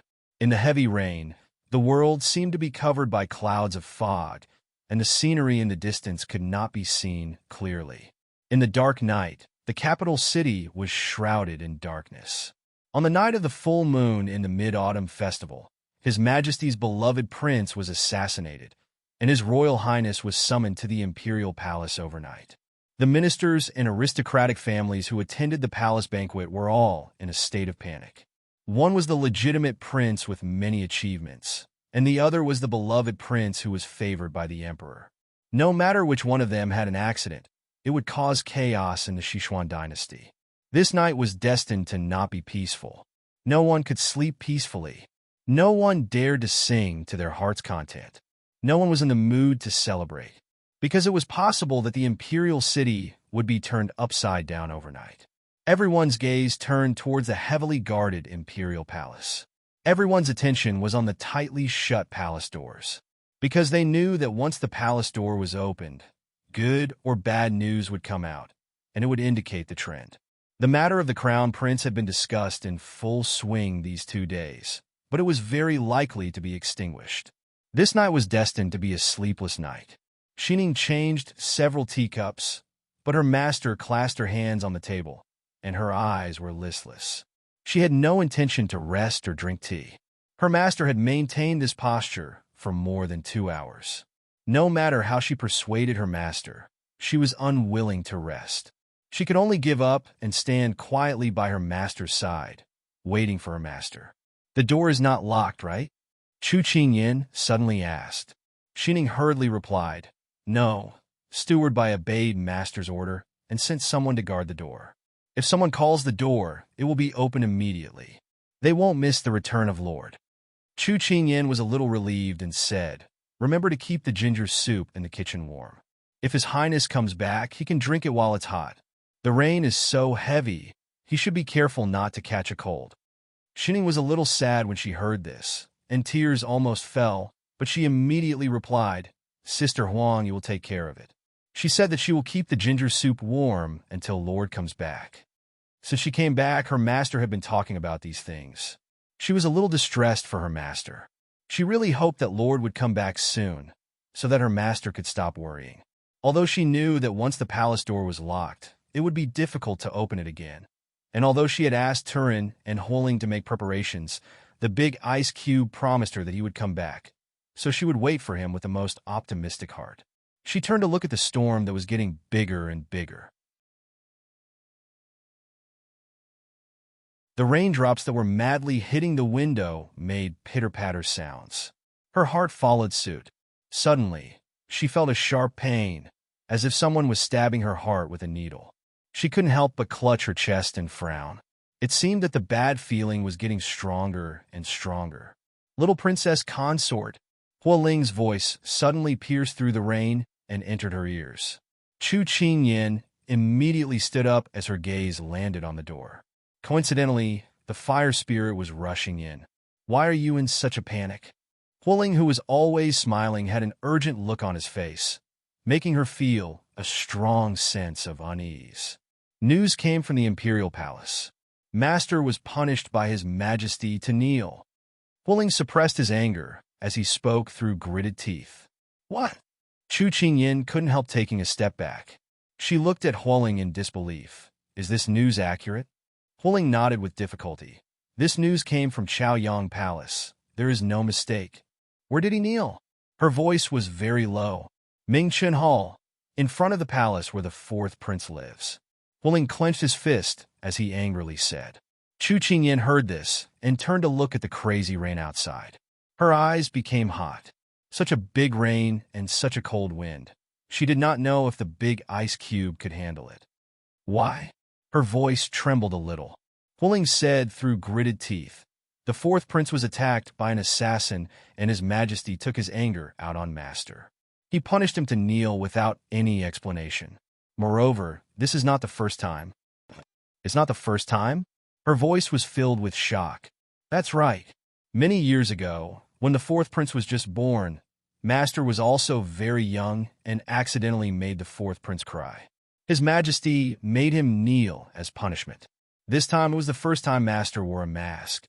The 4th prince came to the palace for a visit. When he saw the mask on Master's face, he cried in fright. His Majesty was furious and also made Master kneel as punishment. Also, speaking to there, Huoling couldn't continue. He only let out a cold sigh. He did not want to tell the little princess, but thinking about it, since Master cared about her so much, she should understand Master more and care more about Master because Master had been alone for too long. Chu Qingyin pursed her lips as anger filled her eyes. Her heart was filled with pain. When the 4th prince was just born, the big ice cube was still a child. When he put on the mask, the big ice cube had just escaped from a sea of fire. His body and mind were both damaged, yet the Sichuan Emperor really could do it. The Sichuan Emperor really went too far. He was not worthy of being a father. These things were clearly not intentional, but in his eyes, the 4th prince was his treasure. No matter who it was that touched him, he would not forgive them. Actually, the Sichuan emperor's heart was crooked. The big ice cube had not been this cold since he was young. It should have been because he was hurt again and again when he was young that the cold accumulated and turned into this cold person. The so-called 3 feet of ice was not formed in a single day. This should be it. But she did not want to think that much. She just wanted the big ice cube to come back soon. On such a cold night, with such cold rain, with him kneeling in the palace without any human feelings, her heart ached when she thought of that scene. That tall god of war who seemed like nothing could defeat him. His Royal Highness who was always cold, but had a softer heart than others. That big ice cube who was always fierce to her, but would always soften his tone when she acted coquettishly. She could not bear to leave him alone in such a cold world. She regretted it. If she had insisted on going with him at that time, he would not have to face the loneliness of the reunion night alone. If she had insisted a little more and acted coquettishly, perhaps his heart would have softened. But the heavens did not let people regret, and there were no ifs. The night slowly passed. The rain slowly became lighter. The sky slowly brightened. Chu Qingyan, who was sitting on the bed, looked up at the dispersing dark clouds. The morning sun slowly shone through the haze. The day had begun again. Usually, she welcomed the beginning of a new day with a good mood. But at this moment, she hoped that the sky would brighten a little later and that the new day would come later. When the sky was just turning white, Turin walked in with a serious expression. Just now, news came from the palace. Master has been locked up in the prison. The cup in his hand slipped and fell to the ground with a crisp sound. Chu Qingyan looked at the wet ground, the scattered tea leaves, and the broken pieces that Xining had rushed over to clean up. She was stunned.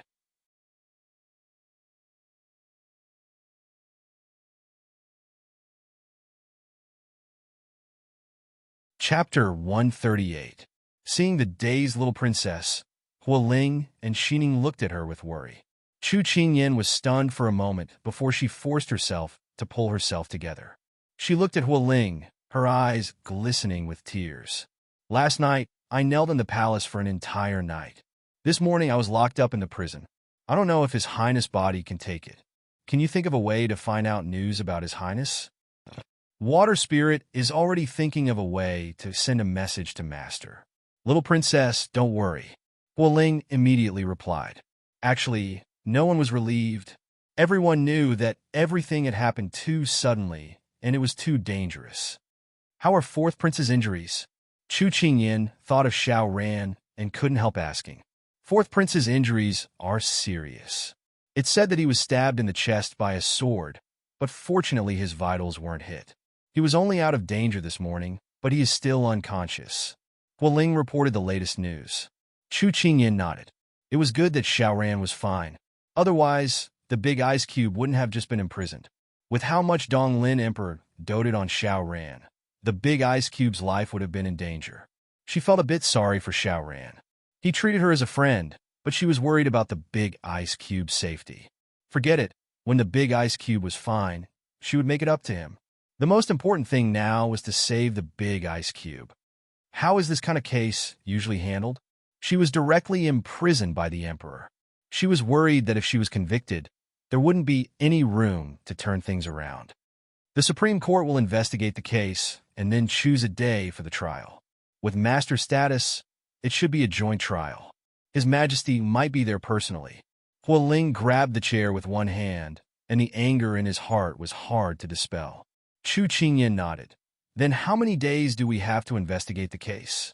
Hualing shook his head with a bitter smile. Those ministers have always steered according to the wind. Now that His Majesty is furious, it is clear that he has determined that Master is the mastermind behind this. How could those ministers still bother to investigate this case? Chu Qingyan was startled. Once you're proud, you'll be praised by tens of thousands. Once you're down, you'll be trampled on by tens of thousands. No, we can't just sit here and wait for death. Turin, gather all of you and see if there's any way to save His Highness. Also, doesn't His Highness have some hangers-on under him? See if you can brainstorm. Chu Qingyan's tone was a little anxious. When Hualing heard this, he felt that this was the most feasible method. He agreed and turned to leave, but then he stopped and looked up at the young Wang Fei. Turin is doing his best to find the real culprit behind the scenes, and Water Spirit is also trying to find news about Master. So please don't worry. You must take care of your body. Chu Qingyin smiled at him, indicating that she understood. However, knowing was one thing, doing it was another. Xining looked at her master's lifeless eyes, and her heart was filled with pity. The fire spirit met Turin and Ethereal after leaving the door. How is the investigation of the real culprit behind the scenes? Hualing immediately asked. Turin shook his head. This assassin is very cunning. After he was discovered when he tried to assassinate the fourth prince, he was chased by the Imperial Guards. He was very familiar with the layout of the Imperial Palace, so the Imperial Guards lost him. His current whereabouts are unknown, but one thing is certain, this person is still in the capital. After the incident, the 4 gates of the capital were sealed. Anyone who entered or left had to go through strict checks, so that assassin should be hiding somewhere in the capital right now. Ethereal, who had been silent on the side, spoke up. I secretly asked a few Imperial physicians that I'm close with. They said that the fourth prince's wounds were neat and clean. It's clear that the assassin is not a normal assassin, but someone who has undergone strict training. He might even be a hidden guard. Hualing forcefully hit the wall beside him when he heard this, but it was hard for him to vent the anger in his heart. This really was a carefully planned trap. They used Master's name to lure out the fourth prince, and Master just happened to not be here at the time. It really makes people unable to explain themselves. Turin shook his head in ridicule. You're wrong. There is evidence that Master was not present, but His Majesty does not believe it. Moreover, there is no need for him to do something like an assassination himself. Moreover, it is currently an eventful period for the Crown Prince. His Majesty is certain that Master is unwilling to take the risk to get rid of his opponent. So when the time comes, no matter how much evidence there is, His Majesty will not believe it. But we can't just watch as Master is wronged and can't do anything. Hualing hated himself for being incompetent. Ethereal had the same self-blame on his face. When we first returned to the capital, we all thought that we wouldn't stay in the capital for too long. So when Lord didn't deploy his spies, I didn't remind him. Looking at it now, I should have advised Master to leave a way out for himself. If our people had infiltrated everywhere, we wouldn't be as helpless as we are now. Turin patted his shoulder. You can't be blamed for all of this. Who would have guessed that His Majesty would take away all of Master's military power? At this point, Turin suddenly raised his head and looked at the young Wang Fei standing in front of the windowsill. His eyes were so deep that no light could be seen. Young Wang Fei, this is the current situation. If you are afraid, this subordinate can send you away. Turin's tone was calm and somewhat cold. What do you mean? When Turin and Ethereal appeared in front of her windowsill, she faintly felt that they were talking to her. Nothing, but Master once said that if something happens to him, if you want to leave, this subordinate can protect you until you leave. Turin looked at her and said word by word, as if he wanted to see something from her face. When did he say that? Chu Qingyin put her hands on the windowsill and suppressed her emotions. When the young Wang Fei was poisoned. This time, if His Majesty insisted that it was Master's doing, then the young Wang Fei couldn't escape being implicated. Everyone's eyes fell on Chu Qingyin. Her lowered eyelids faintly trembled, but she suddenly calmed down. It's not the last moment yet. Why are you saying such discouraging words? She slowly raised her head. Her eyes were filled with a determined light that people didn't dare to look directly at. If His Highness knows that you are panicking, he won't forgive you when he comes out. Cheer up and get to work, Chu Qingyin said coldly. This was the first time she spoke so harshly to Turin and the others. She seemed to have returned to her university days. The stage was still being built when it suddenly started to rain. Everyone told her to cancel it, but the invitations from all the universities had been sent out. The leaders of the universities would arrive in an hour. The rain blurred her eyes, but she stood on the stage and didn't admit defeat. She shouted to the workers below, "It's not the last moment yet. Don't give up. Set up the canopy. Hurry. Get the poles ready. Get to work. She couldn't give up. That was everyone's hard work for a year. She couldn't give up because it wasn't a joint performance. It was a living person that she liked. Turin, fire spirit, and ethereal looked at the tightly shut window. They suddenly felt that they didn't know her anymore. The confident, wise, and bold woman seemed to have transformed overnight. Turin, I suddenly feel that maybe I know why she can win Lord's heart, Ethereal said lightly. No, in fact, none of us understood it. The first person to understand it was His Highness. The Earth Spirit patted their shoulders. Then they left together. The little princess was right. They couldn't give up so easily. Their master was still waiting for them to rescue him. Hearing their footsteps leave, Chu Qingyin leaned against the window and slowly slid down. In the end, she sat on the ground and hugged her knees, crying helplessly. Big Ice Cube, you knew this day would come, didn't you? So you prepared a backup plan for me in advance, right? How can you make my heart ache so much? How can I save you? Big Ice Cube.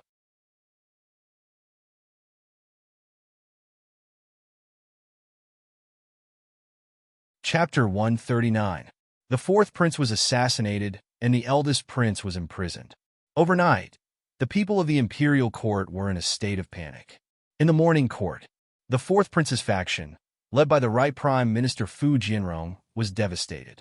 They scolded the King of England for being cruel and inhumane. He even killed his own brother. The ministers who stood on the King of England's side retorted that this was a blatant framing. They could not accuse him without evidence. When a war of words was about to break out, the Sichuan Emperor ordered the Supreme Court Chancellor to thoroughly investigate the matter. The left Prime Minister Liang Qingyu, Empress Liang's father, and Xiao Su's grandfather, pleaded on behalf of Xiao Su. The Sichuan Emperor was furious and rejected his pleas. The ministers who supported Xiao Su all kept their mouths shut and did not dare to say a word. After the morning court, the fourth prince's faction snorted at the King of England's faction and then left. Prime Minister Liang's face was full of anger. A minister beside him asked in a low voice, "Left Prime Minister, what should we do now?" Prime Minister Liang said with a sullen face, "His Majesty has been looking for an opportunity to suppress His Royal Highness, but he could not find an opportunity. This time, His Highness wanted to return to the border, but His Majesty did not want to let the tiger return to the mountain and cause trouble in the future. So he insisted on keeping His Highness here. Now that this has happened, even if His Majesty knows that he is not the mastermind behind this, he will still turn a blind eye to it." His Highness, the minister did not say anything clearly. That minister had not been in the bureaucracy for a day or two, so he nodded in shock. Looking at His Majesty's attitude, His Royal Highness would not be able to escape censure. "But we can't let His Royal Highness take the blame for this," the minister whispered. Prime Minister Liang nodded. "I will go find the Empress and see what she has to say." "Left Prime Minister, please go. I will wait for your news. No matter what happens, I will advance and retreat with your Highness," the minister said solemnly. Liang Xiang took a deep look at him. This was the deputy general who had followed him for decades. He had been a small soldier back then, but he had overcome all obstacles and killed 6 generals all the way to the brave general he was now. Now he was already over 50 years old. His hair was white and his body was straight, but it was hard to hide his heroic appearance. Liang Xiang patted his shoulder and said, "Okay." There was no need for words to be said. The agreement between gentlemen had already been fulfilled. In Chaiyang Palace, Empress Liang was leaning against the couch, looking exhausted. When she heard that her father wanted to see her, she immediately ordered someone to bring him in. This old subject greets the Empress.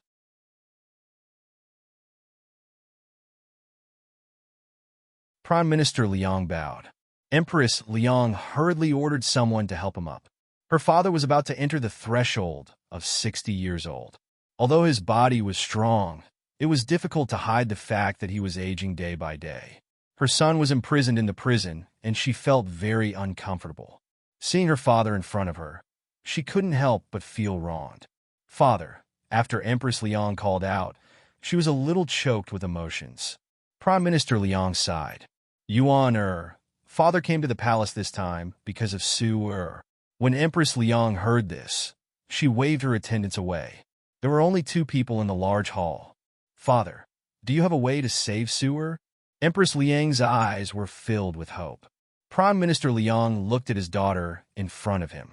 Since she was young, this daughter had not grown up in front of him. She had stayed in the boudoir and had seen many open and covert struggles in the inner court. She had learned a lot, but she had always lacked the ability to see the big picture. Moreover, she was not broad-minded enough.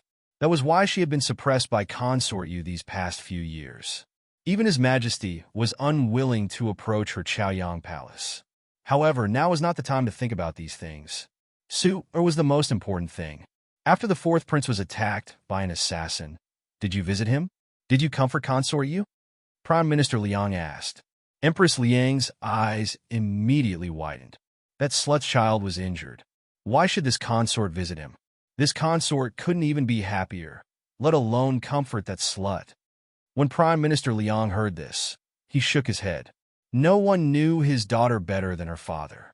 He had already expected this, so he raised his hand to stop her from throwing a tantrum. Nonsense! Do you still think that you're the legitimate daughter of the Fu family who can do as she pleases? You must recognize your current status. You are the empress of a country. Your speech and actions must have the demeanor of an empress. Don't blame His Majesty for favoring Imperial Concubine Yu. Look at Imperial Concubine Yu's appearance. Then look at yourself.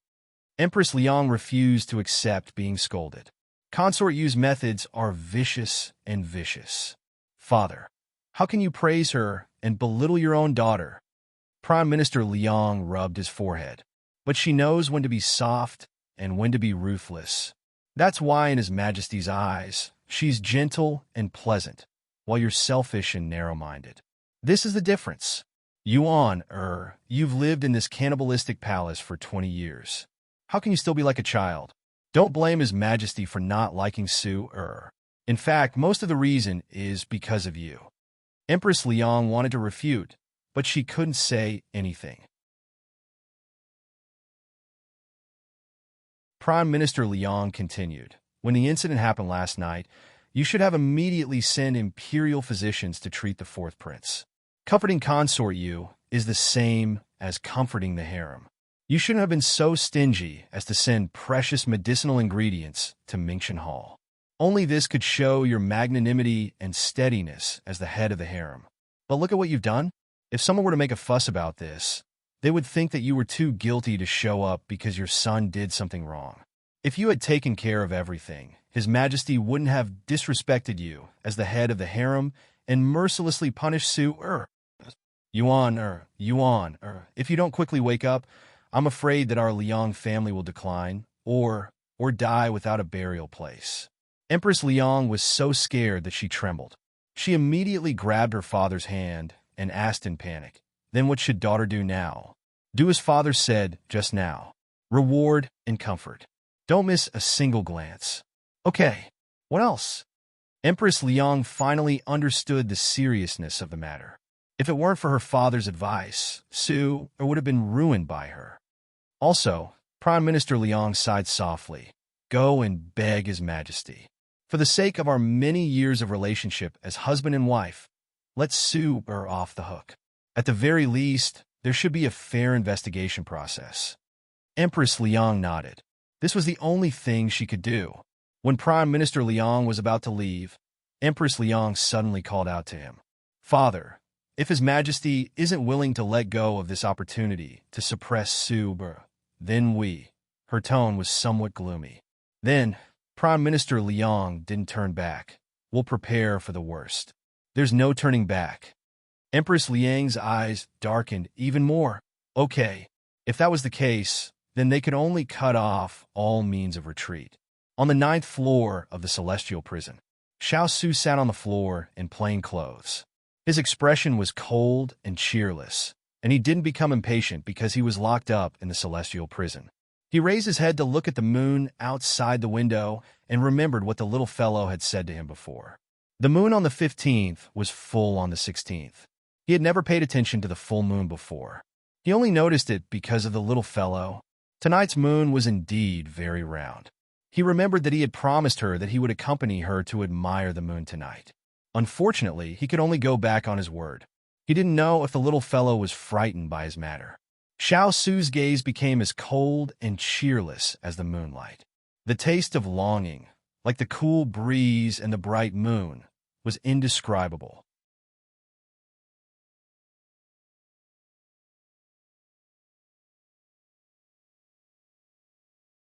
Chapter 140. Another day passed by. After hearing about the Sichuan Emperor's decree from Huo Ling and the others, Chu Qingyan began to miss Xiao Su even more. She was locked up for no reason and had to wait for trial. How long would it take for her to see the big ice cube? In the study, Huo Ling, Turin, and the others had already gathered all the retainers and were discussing a solution. Suddenly, she stood up. Everyone looked at her, and Huo Ling asked, "Little princess consort, what are you doing?" Chu Qingyan looked at them. "I want to go to the prison to see His Highness." Turin frowned. "But if you go to see His Highness now, the guards probably won't let you in." Huo Ling nodded in agreement. Actually, everyone was worried. Her status was low, so the people in the prison might not think highly of her and let her in. Chu Qingyan saw through their thoughts and smiled slyly. "But don't forget, my status is the King of England's consort personally bestowed by His Majesty. This is an undeniable fact. We haven't come up with a solution after discussing it for a day. Why don't we go and listen to His Highness' idea? Maybe he has a way to save himself. Don't just stand there. Do you have any of our own people in the prison? Let's contact them so that it'll be easier to do things later." She was the princess consort of the royal family. Even if someone wanted to stop her, they had to consider their own status. Turin, ethereal, and the others felt that this might work and nodded in agreement. Turin thought carefully and replied, "The guards in the prison are from the Fu family. I'm afraid it'll be difficult to get in. But the prison guard in charge of the prison has received master's favor before. Let's see if he can help." Chu Qingyan raised her eyebrows. "Okay, I'll ask Ching Yi and Huang Yi to prepare clothes and food." Cheng Yi and Huang Yi immediately went to prepare when they heard that they were going to visit Lord in prison. An hour later, Chu Qingyan, Xining, and the others had boarded the carriage and were escorted by Huo Ling and the others to the prison. In the King of England's residence, Cheng Yi handed a slip of paper to a servant and said softly, "Chu Qingyan is going to the prison to visit Lord. Pass this news to consort you." "Yes." Cheng Yi watched as the young servant disappeared through the back door and viciously smiled. She was someone that Imperial Concubine Moon had placed at the prince's side since he was a child. She had always been there to pass on news from the prince's palace and help Imperial Concubine Moon complete some matters. But as Lord gradually shone with his manly charm, she became infatuated with Lord. She hoped that one day she could sit in the position of the head of the harem. But in the past few years, Lord turned a blind eye to her various hints. She knew that Lord didn't care about these romantic feelings, so she planned to take it slow. But who knew that Chu Qingyan would suddenly appear? She originally wanted to see Chu Qingyan make a fool of herself, but she didn't expect that Chu Qingyan would become Lord's reverse scale. No one could touch her. In the past, she had hoped that Lord would treat her differently, but now she didn't have the chance. Then don't blame her for being ruthless. Thinking of this, Cheng Yi flicked her sleeves and left. Chu Qingyan, who was driving on the road, didn't know that their hearts had been exposed. They arrived at the prison. Chu Qingyan alighted from the carriage and saw the prison made of green stone bricks. It gave off a sinister and cold feeling. The heavenly prison basically locked up people who were extremely vicious or had committed heinous crimes. So, the prison was more strict than other places. In front of the iron gate, there were more than 10 elite guards.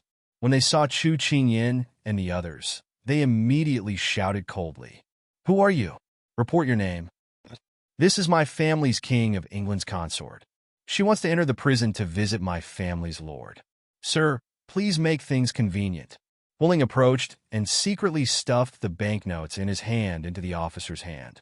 He said in a low voice, "This small token is not enough to show my respect. Sir, please drink some wine." The prison is an important place. How can you casually approach it? A cold voice sounded. At this time, the iron gate opened in response. The officer immediately pushed Huoling's hand away and bowed to the person behind the iron gate. Greetings to sir. Chu Qingyan narrowed her eyes at the man with a protruding belly and an oily face in front of her. The Fu family's disciple, the current prison guard, Lu Chu. According to Huoling's information, Lu Chu was not present today. Why did he suddenly appear? So it's Sir Lu. This princess consort wants to visit my family's lord. Sir, please make an exception, Chu Qingyan said with a smile. She did not want to hit a smiling person. Lu Chu had just received consort Yu's secret letter and immediately rushed over. He was still a bit out of breath. When he looked at the young girl in front of him, he became impatient. Now that the King of England is an important suspect, no one is allowed to visit him. Consort King of England, please go back. Lu Chu waved his hand and was about to order someone to close the iron gate when he was stopped by someone. Sir Lu, although my family's lord is a suspect, who said that no one is allowed to visit him, His Majesty did not issue a decree, right? Moreover, Chu Qingyan looked at him deeply. My family's lord has not been convicted. He still has the right to be visited in prison. Lu Chu was speechless. Indeed, the King of England was only detained. There was no explicit decree that prohibited him from contacting the outside world. But Imperial Concubine Moon had said that since the fourth prince had been attacked by an assassin, no one was allowed to see him, regardless of whether or not it was related to Prince Ing. Perhaps this was a great opportunity to overthrow Prince Ing. As Lu Chu thought of the benefits that Imperial Concubine Moon had promised him, he immediately straightened his back and shook his belly as he spoke with a righteous tone. Please forgive this official for not being able to agree to your request. Chu Qingyan coldly laughed.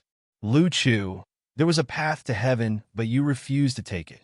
There was no door to hell, but you chose to throw yourself into it.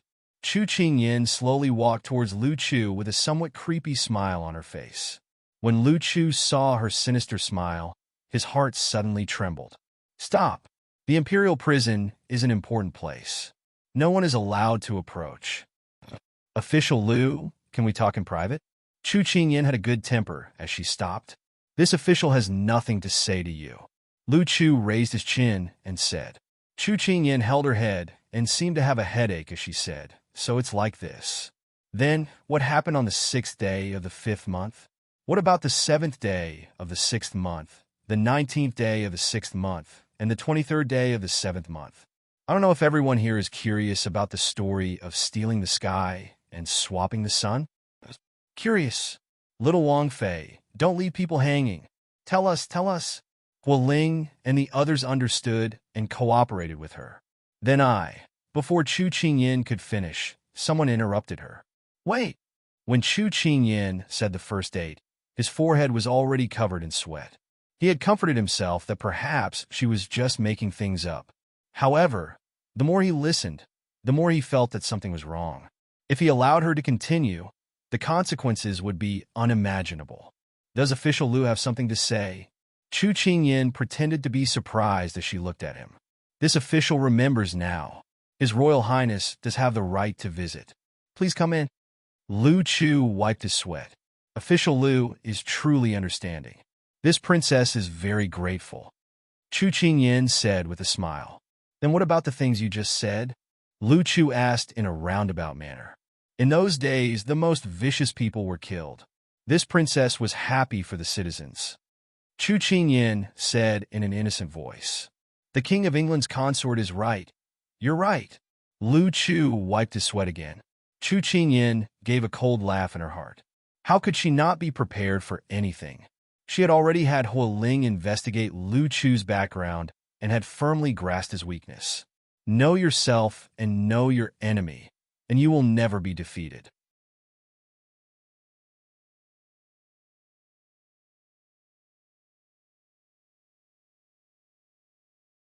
Chapter 141. Every human being had a weakness, and Lu Chu had a fatal weakness, which was that he was greedy and lecherous. Watching over prisoners was a lucrative job, so he often took advantage of his position to accept bribes. If that was all, Chu Qingyin would have a hard time dealing with him. But this man was so greedy that a few prisoners on death row had bought their lives with 10,000 taels of silver. On the day of the execution, Lu Chu had secretly replaced the prisoner. After all, most of the time, the head of the prisoner had to be covered during the execution, so no one knew if the person being beheaded was the real person. Furthermore, no one had expected that Lu Chu would dare to deceive his superiors and his subordinates, deceive everyone, and secretly carry out his dirty tricks. So when Chu Qingyin found out about this, she felt that God was on her side. So what if Lu Chu was a member of the Fu family? She had something on him, so he would not dare to make things difficult for her.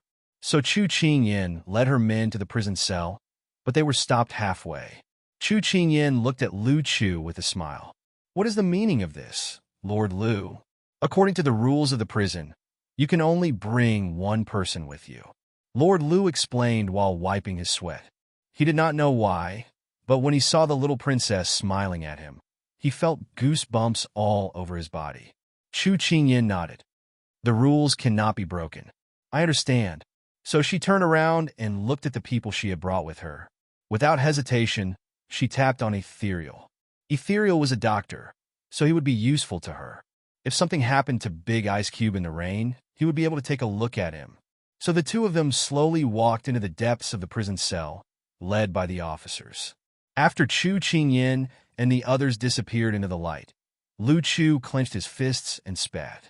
He had caught eagles for many years, but he did not expect that one day he would be pecked in the eye by an eagle, and such a young one at that. The secret he had kept for so many years had been discovered. He was flustered and angry, but there was nothing he could do. He did not know how to explain it to Consort Yu. Consort Yu had promised him a prosperous future, but the King of England's consort had his lifeline in her hands. Between money and life, of course his life was more important. The people waiting at the stairs bowed deeply to Chu Qingyin. Prison head Zhang, thank you for your trouble. This was the person Turin and the others had mentioned. He was the one who had received the Big Ice Cube's favor. Consort King of England is too polite. Please come this way. Prison head Zhang bowed and led the way. Chu Qingyin nodded and walked forward with Ethereal. The 9th floor of the heavenly prison didn't go up one floor at a time. Instead, it went down one floor at a time. It has no light. It is darkness. The further down they went, the quieter it became. Other than the sound of footsteps echoing in this enclosed space, there was only the sound of water dripping. This prison was eerie, terrifying, and cold. Chu Qingyin tightly grasped the handkerchief. Looking at this dark and eerie place, her heart inexplicably tightened. Is this where the Big Ice Cube is? It was hard to imagine. It was said that the most terrifying places in the world were none other than these three: the casino, the backyard, and the prison cell. Ethereal saw her slightly changed expression and couldn't help but say, actually, this place is nothing. This one and the Lord have been at the border for so many years. The battlefield is the real cruel place. The Lord has suffered so much. This is nothing to him. She knew that Ethereal was comforting her, but when she heard his explanation, her heart felt even more uncomfortable. She could only reply casually, until prison head Zhang said, "We're here." Only then did she raise her head abruptly. At the end of the corridor was a solitary cell. Cold and dark iron pillars blocked the way. Inside that cell was the person she had been thinking about day and night.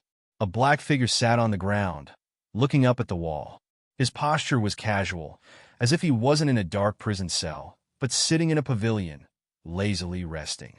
Chu Qingyin quietly looked at him, thousands of thoughts surging in her heart. Big Ice Cube, you're actually not strong at all. Look, you're wearing such thin clothes, your figure looks very thin. Big Ice Cube, you're actually not living well at all. Your father is biased and heartless. Your mother is strict and indifferent. You've never enjoyed any love since you were young. Big Ice Cube, you're actually not cold-blooded and cruel at all. You're the loneliest person I've ever met who never showed it on his face. As if sensing someone's gaze, Xiao Su slowly turned his head. When he met that pair of eyes flickering with pitiful tears, his heart suddenly trembled. Those sorrowful eyes didn't carry pity, but pity. This was the first time, other than Imperial Grandfather and Master, he saw someone look at him like that. "You're here, Qingyan." This was the first time he spoke since he entered the prison. The corners of his mouth lifted slightly.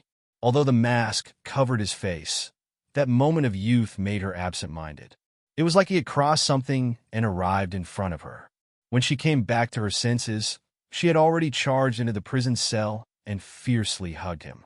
She wanted to burst into tears and ask him why he didn't go back home. She wanted to forcefully hit him, punishing him for making her worried and afraid these past few days. But she couldn't. She couldn't cry right now and couldn't blame the big ice cube because the big ice cube would feel worse than her. She didn't want to force this feeling on the big ice cube because he was already tired enough.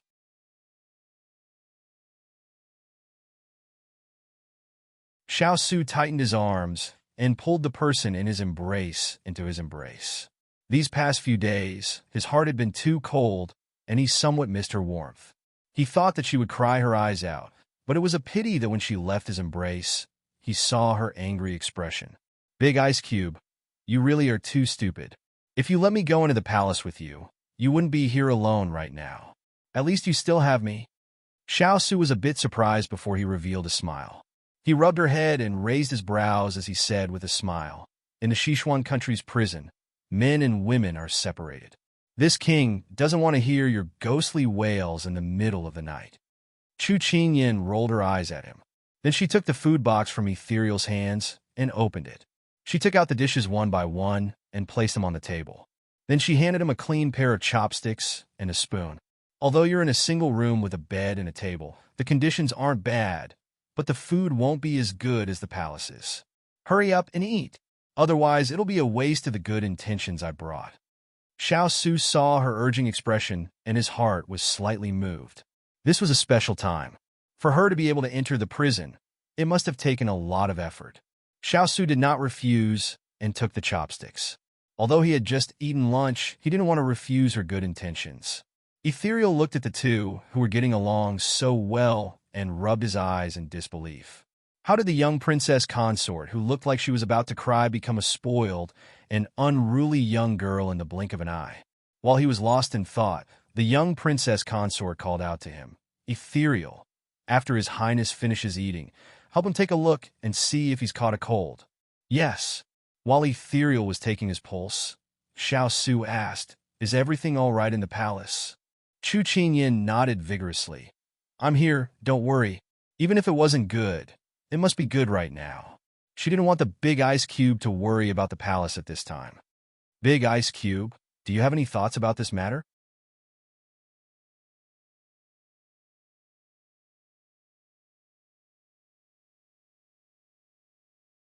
Chapter 142. After Chu Qingyan asked this, she looked at him nervously, afraid that he would say no. Xiao Su lowered his brows and muttered to himself for a moment. The first is to find the mastermind. The second is for fourth imperial brother to wake up and testify for this king. She had thought about the 2 points that Big Ice Cube said before. Water Spirit and Hualing had never stopped looking for that assassin. But it was a pity that the person who set this trap was too cunning and they couldn't find any clues at all. Xiao Ran's palace was currently being protected by layers of imperial guards and was completely surrounded. They only knew that he was out of danger, but they couldn't find any news about him right now. And more importantly, they didn't know if Xiao Ran could wake up before his trial. These 2 methods were probably very difficult to accomplish. Ethereal took back his hand and said to the two, "There is nothing wrong with Lord's body." Chu Qingyan finally relaxed. Xiao Su pulled down his sleeve. He knew his own body best, and he only accepted the pulse to reassure her. "Are there any other methods?" She continued to ask. For the current situation, there are only these 2 methods. Xiao Su's voice was indifferent, as if he wasn't talking about his own matters and he wasn't worried at all. Chu Qingyan suddenly felt incomparably sad. She reached out to grab his sleeve and said, "But Big Ice Cube, I don't want you to be wronged. I don't want you to take the blame. I don't want you to be blamed. I don't want anything to happen to you." Xiao Su's heart seemed to be blown by a gentle breeze. It was a bit warm and soothed the coldness from the past few days. He leaned against the iron bars and calmly looked at the person in front of him. Don't worry, I'll be fine. Even if I'm convicted, nothing will happen. At most, his power would be taken away. At most, he would lose the right to compete for the position of crown prince. At most, he would be chased out of the capital. At most, that would be it. He had already made preparations and was waiting for this day to come. He just didn't think that it would come so quickly, that his imperial father would be so impatient, and that an accident would happen in his life. He lowered his head and looked at the girl who was worried about him. He thought if Mao Zedong hadn't saved him, if he hadn't heard her love for her parents under the window of the Chu Manor, if he hadn't approached her with a pure and warm smile, then would his life not have this accident? He wouldn't be distracted and want to protect her. He wouldn't punish his subordinates for not protecting her well, and he wouldn't feel pity for her because he saw her suffer in training. But if it weren't for this accident, he wouldn't have any worries in his heart. There would be no one who could cure him of his loneliness. This was the first time he had someone he wanted to protect. Chu Qingyin did not know why Big Ice Cube would say that, but Kong Ling, who was standing at the side, understood the hidden meaning behind the prince's words. He couldn't help but turn his back and look up at the top of the prison, trying hard to suppress the emotions in his heart. He knew that Lord would be summoned back to the capital this year, and he had expected it. Otherwise, Lord wouldn't have arranged everything when he left the border. And when he returned to the capital, his trusted subordinates wouldn't only bring them. It turned out that Lord had already seen through it. He clenched his fists, and his heart burned with anger. He really felt that his Lord wasn't worth it. Big Ice Cube, don't worry, I will definitely think of a way to save you. If it doesn't work in the end, I will break the prison with Turin and the others. Chu Qingyin raised her fist and said firmly. Hearing this, Xiao Su smiled and shook his head. He was amused by the little girl's plan. Seeing this, Chu Qingyin immediately looked at him with dissatisfaction. I'm serious. We have to plan for every situation, okay?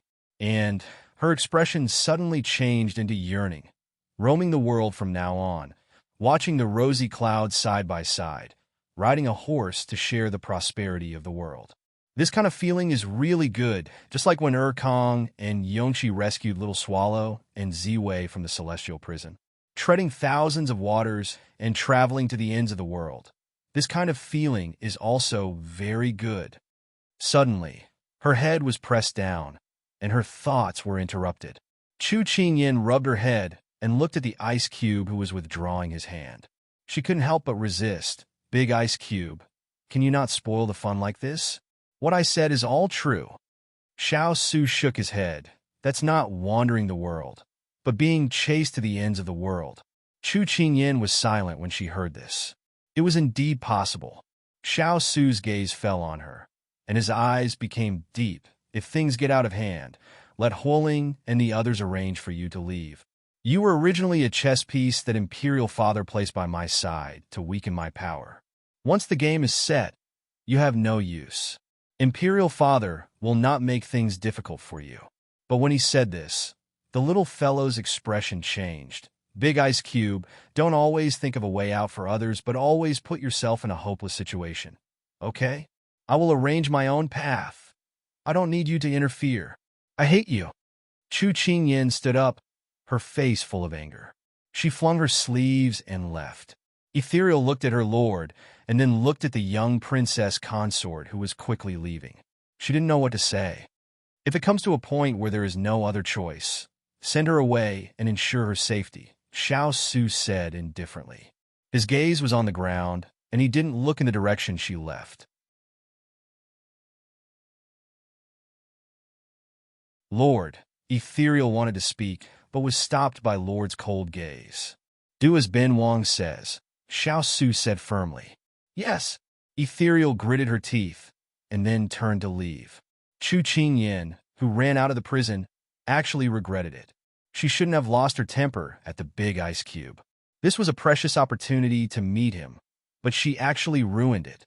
She stomped her feet and was angry at herself. But who told the Big Ice Cube to say so many infuriating words?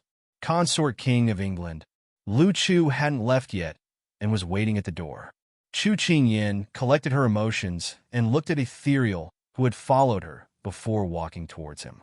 Lord Liu, my lord is in prison. I hope that you can help me look after him. For example, the quilt and the hot tea. I won't go into the details. Lu Chu, who had been caught red-handed, was angry but didn't dare to say anything. He could only nod and bow in agreement. As for those things, as long as you treat my lord well and don't let him be wronged, this princess promises to keep it a secret. But Chu Qingyan leaned close to his ear and snorted, "You know the consequences." After Chu Qingyan left, Lu Chu wiped the cold sweat off his forehead and subconsciously shook his body. He could not tell that this little princess consort was quite cunning, but he could not do as she said. What a trap!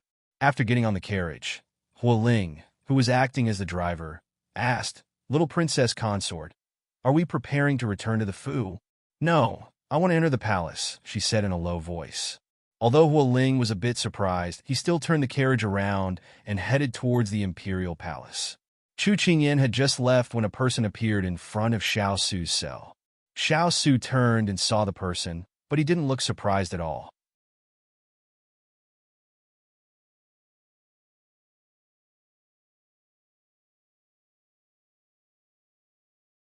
Chapter 143. Xiao Su was not at all surprised to see this person in the celestial prison. It was his grandfather.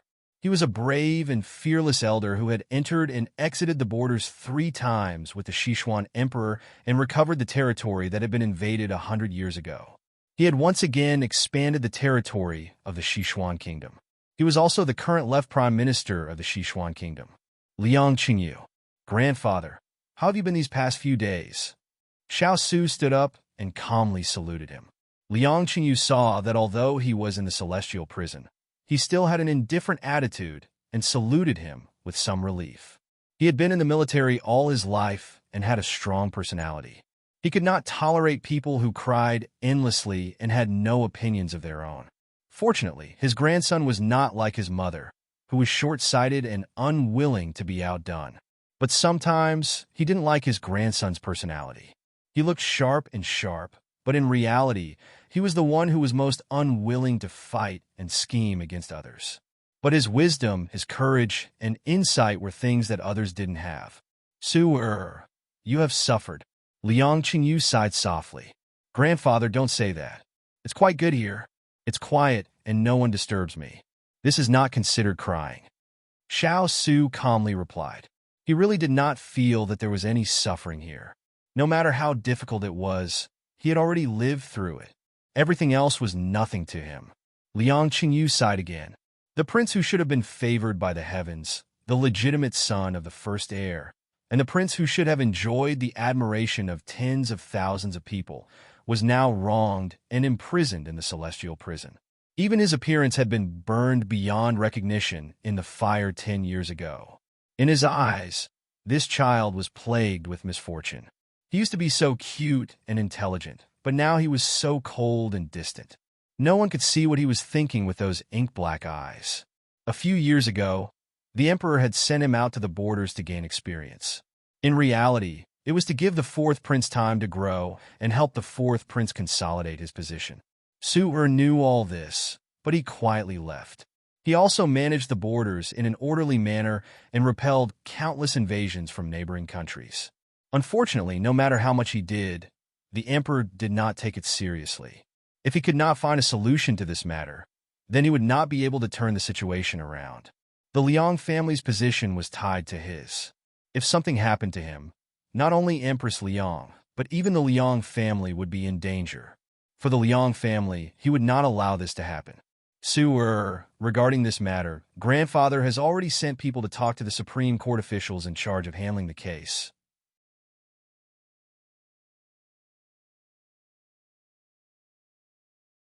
Your mother will also plead with your father.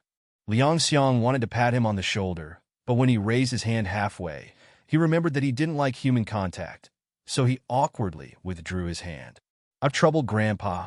Xiao Su looked at his aged grandfather. Although his body was still strong, there were gray strands of hair at his temples. Xiao Su sighed. Time waited for no man. He had grown up, but his grandfather was already old. His heart softened. Although his grandfather had always prioritized the Liang family, he still had some sincerity for this grandson of his. As a veteran on the battlefield and a veteran in politics, he immediately sensed the closeness in his grandson's tone. He immediately struck while the iron was hot and said, "Sewer, if your imperial father still believes that you did this, what will you do?" Xiao Su replied lightly, "Let nature take its course." Although he knew his grandson well and had already guessed, he was still disappointed. Liang Xiang sighed softly. "Your mother is right. You have a cold personality and are unwilling to fight for power with others. Sometimes this kind of personality is not bad, but it is not suitable at this time."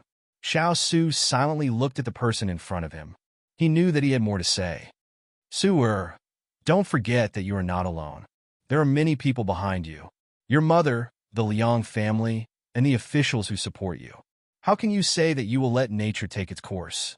Once nature takes its course, your status as the first successor will be taken away.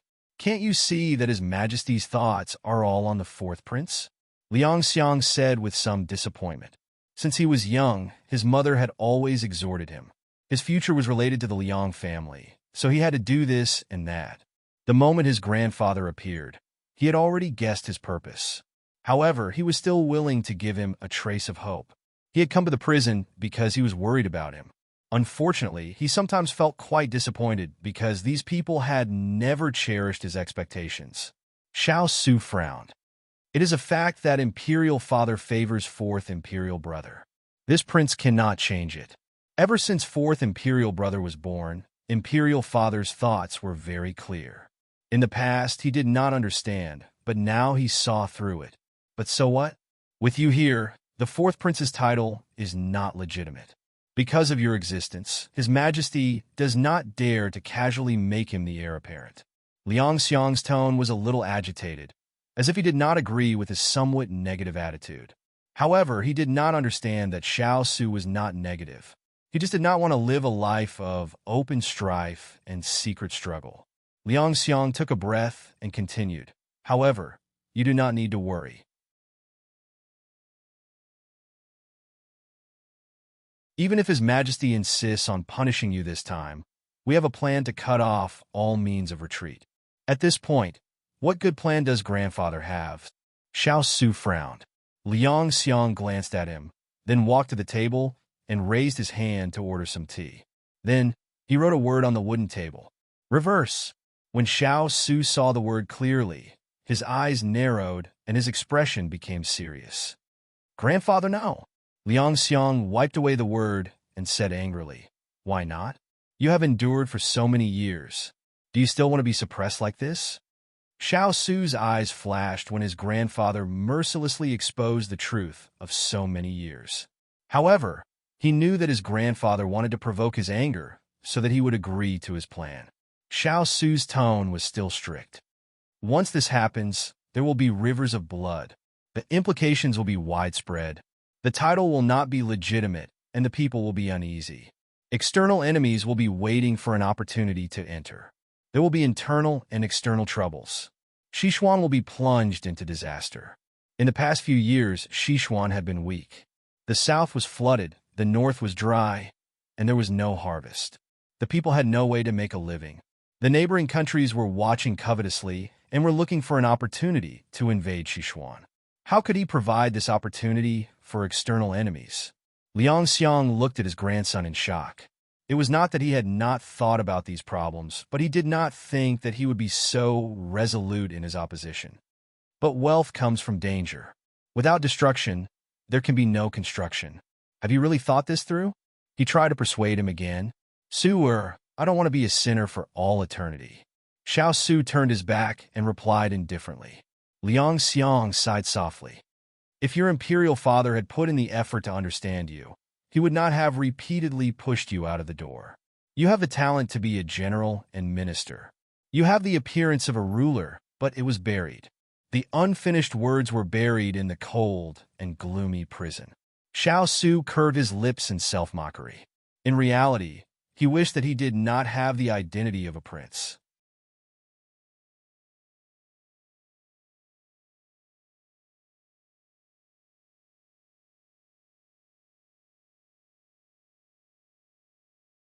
Chapter 144. Liang Xiangjian couldn't persuade him, so he sighed softly. Before he left, he said that he would think of a way to help him safely survive this crisis. If he accepted the plan, he would send someone to contact him at any time. After Xiao Su thanked him, he turned and left. When there was only one person left in the cell, he couldn't help but wonder how the little guy he had angered was doing. Chu Qingyan, who Xiao Su was worried about, had already arrived at the palace gates. She reported her identity and successfully entered the palace. Then, she didn't dare to delay for a moment as she headed towards Chaoyang Palace. Right now, the only thing she could think of was to find Empress Liang. Big Ice Cube was her son. She wouldn't leave him alone. However, there had been no news from the palace recently. She was a bit uneasy and felt that she had to personally go there to be at ease. When she arrived at Chaoyang Palace, Luo Yun and the others had already received the news and were waiting outside the hall. Greetings to ninth young Miss Chu. Luo Yun gave a perfunctory curtsy. This wasn't the time to argue about whether they were respectful or not. Chu Qingyan hurriedly asked, "Is Her Highness the Empress inside?" When Her Highness heard that ninth young miss was coming, she had already gotten up and is waiting inside, Luo Yun replied. "And then quickly bring me in?" Chu Qingyan didn't want to waste a moment and urged her. Although Luo Yun wasn't very willing to listen to her orders, Her Highness had told her to bring her in, so she turned and led the way. The luxurious and magnificent inner hall was not much different from the magnificence of the main door. Perhaps it was even more exquisite and luxurious, as expected of the residence of the head of the Eastern Palace. Chu Qingyan had stopped outside the palace the previous 2 times and had never entered the palace. This time, however, it was truly an eye-opener. It was a pity that Chu Qingyan was not in the mood to admire the palace at all. Her footsteps were hurried, and she wanted to see Empress Liang as soon as possible. The moment she entered the inner hall, Chu Qingyan saw Empress Liang, who was wearing a gold-embroidered dress, sitting on the main seat. Her eyes were looking out the window as if she was deep in thought. She did not notice that Chu Qingyan had entered. Luo Yin stepped forward and said, "Nyang Nyang, you're here." Empress Liang turned her head when she heard this, her eyes gloomy as she looked at the people in the hall. Chu Qingyan had already knelt down in salute. "Qingyan greets Your Highness the Empress." "Long live Your Highness the Empress." Chu Qingyan bowed very respectfully. After all, she had a request to make, so she had to show a proper attitude. Empress Liang didn't let her get up. She picked up the teacup beside her and asked in an unfriendly tone, "Why are you looking for this, Empress?" Chu Qingyan didn't care about her attitude at this time.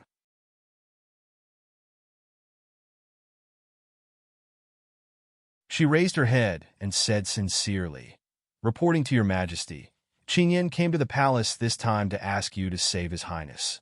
Su is this Empress's son. This Empress will naturally save him. Is there a need for you to ask for help?" Empress Liang looked at her with displeasure.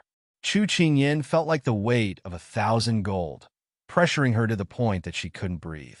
However, Chu Qingyan still straightened her back. Her gaze was sincere and worried as she said, "Your Highness the Empress, you've misunderstood. It's just that His Highness has already been locked up in prison for almost 2 days. Qingyan is a bit worried, so she gathered her courage to enter the palace to see you." When Empress Liang heard this, the teacup in her hand slammed onto the table. Luo Yun hurriedly handed over a handkerchief. Empress Liang pushed her hand away and looked angrily at the person kneeling in the hall. "Are you questioning this Empress's ability? Do you think this Empress doesn't have the heart to save Su?" "Oh, Chu Qingyan, what status are you using to speak to this Empress?" Empress Liang was already annoyed by her father's words today. Now, Chu Qingyan's words made her recall how her father had said that she didn't fulfill her duties as a wife and as the Empress. She couldn't help but fly into a rage out of humiliation. Her actions, when was it up to a little girl to criticize? Chu Qingyan didn't know where Empress Liang's anger was coming from, but she could come to a conclusion. This Empress Liang was unpredictable. It was no wonder that Ice Cube was always so talkative when interacting with her. She bowed. "Your Highness the Empress, please calm down. Qingyan didn't mean that." At this time, Luo Yin also spoke up, "Master, I don't think she has the guts to slander you. Don't get angry. Your health is more important." Chu Qingyin pursed her lips and didn't say anything else. Empress Liang took a deep breath, then leaned back in her chair. She looked coldly at Chu Qingyin. "Chu Qingyin, do you want to save Su or?" Chu Qingyin didn't know what she was thinking at this time, but she still nodded, "Yes." "Then come with this Empress to plead with His Majesty." Empress Liang crossed her arms on her knees, her tone serious. "As you command." Chu Qingyin immediately responded. She was going to plead with His Majesty, but just as she was about to leave, she heard a palace servant report that Chu Qingyin had entered the palace to seek an audience. She thought that bringing more people along might increase their chances of success. Moreover, Chu Qingyin was the King of England's consort personally bestowed by His Majesty the Emperor Emeritus. Even if His Majesty didn't give her face, he would still be willing to see her. Empress Liang stood up and looked down at her condescendingly. Her tone was cold. "Chu Qingyin, your status is too lowly.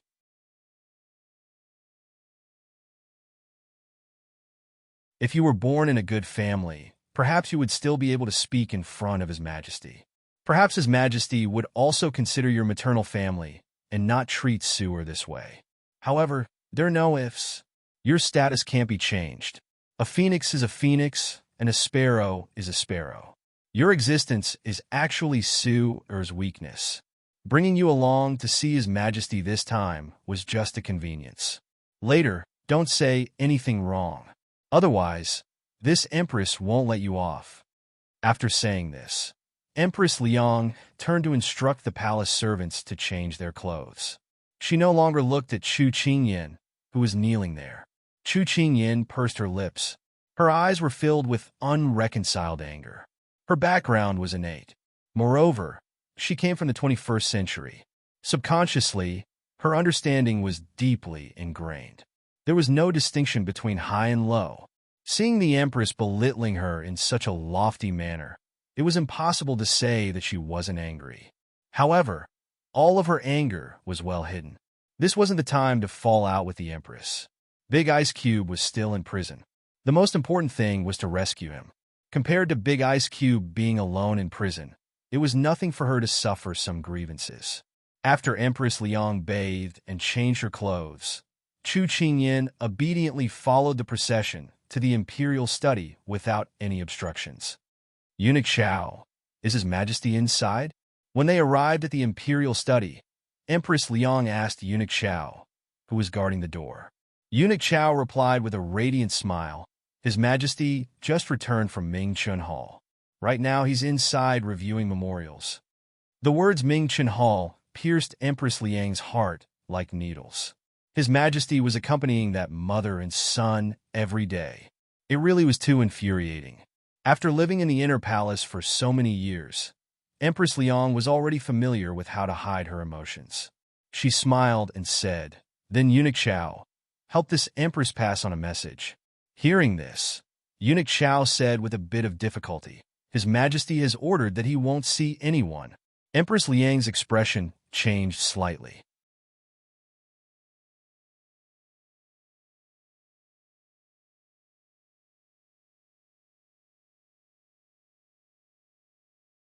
Chapter 145. Luo Yun said worriedly, "Your Highness, this." Empress Liang raised her hand to stop Luo Yun from continuing. She looked at the tightly shut palace doors with a forbearing expression. Chu Qingyin was also a bit surprised.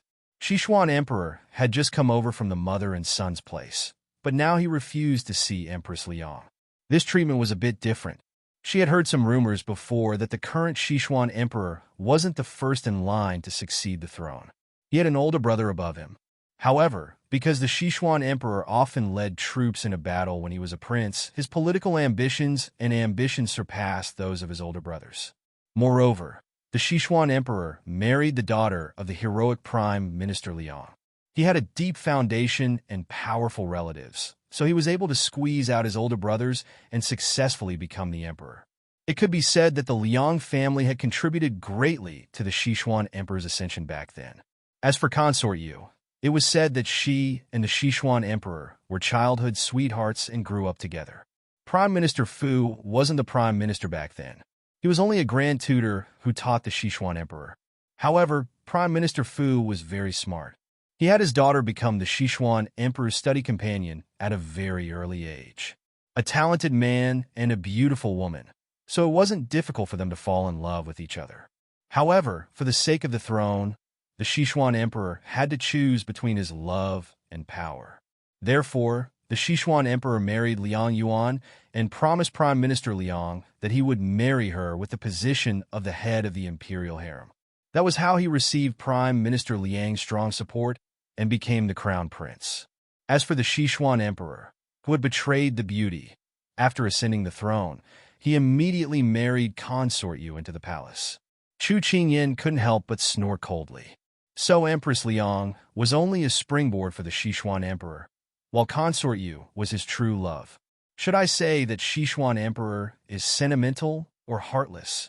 However, he was heartless towards the Ice Cube's actions. Chu Qingyan was a little angry, but here, everyone was wearing a mask. She didn't show her emotions on her face, so she forced herself to wear a smiling mask. Empress Liang instructed Luo Yun. Luo Yun asked someone to take out something similar to a pillow and put it on the ground. Eunuch Xiao was a little puzzled. "Your Majesty, what are you doing?" "Eunuch Xiao, tell His Majesty that I will kneel here. When he wants to see me, I will get up." With that, Empress Liang knelt down on the pillow and straightened her back, looking determined. Eunuch Xiao was shocked by the Empress's actions. This. He couldn't even speak properly. Chu Qingyan immediately knelt down.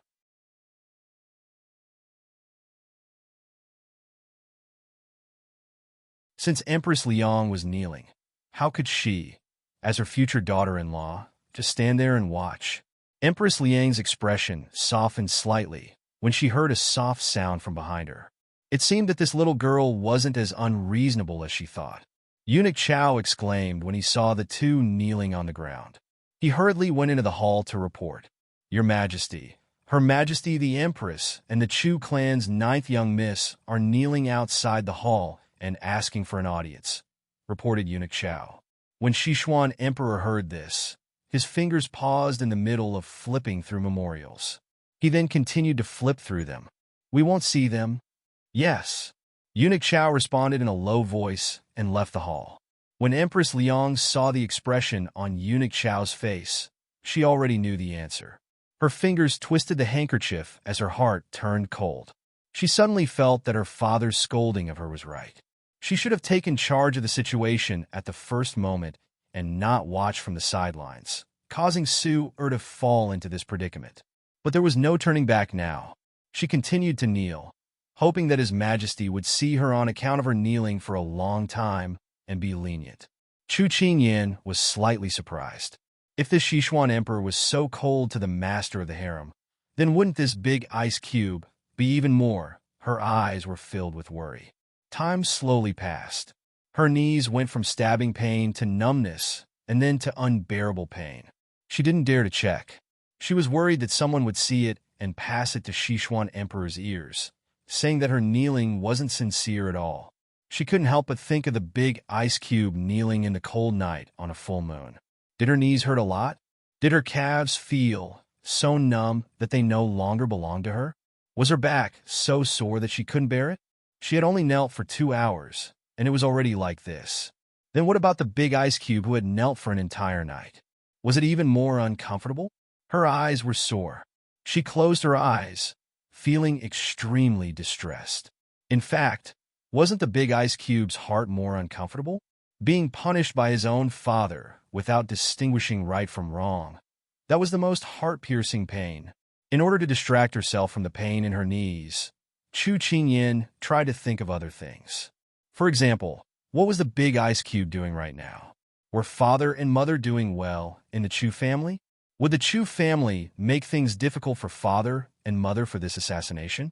Did Water Spirit and Turin find a breakthrough in this case? She could think of many things. It seemed that because of this, time really passed very quickly. 2 hours passed, 4 hours passed. The door to the hall was still tightly shut. Everyone was in despair. At this time, Eunuch Xiao opened the door and walked out.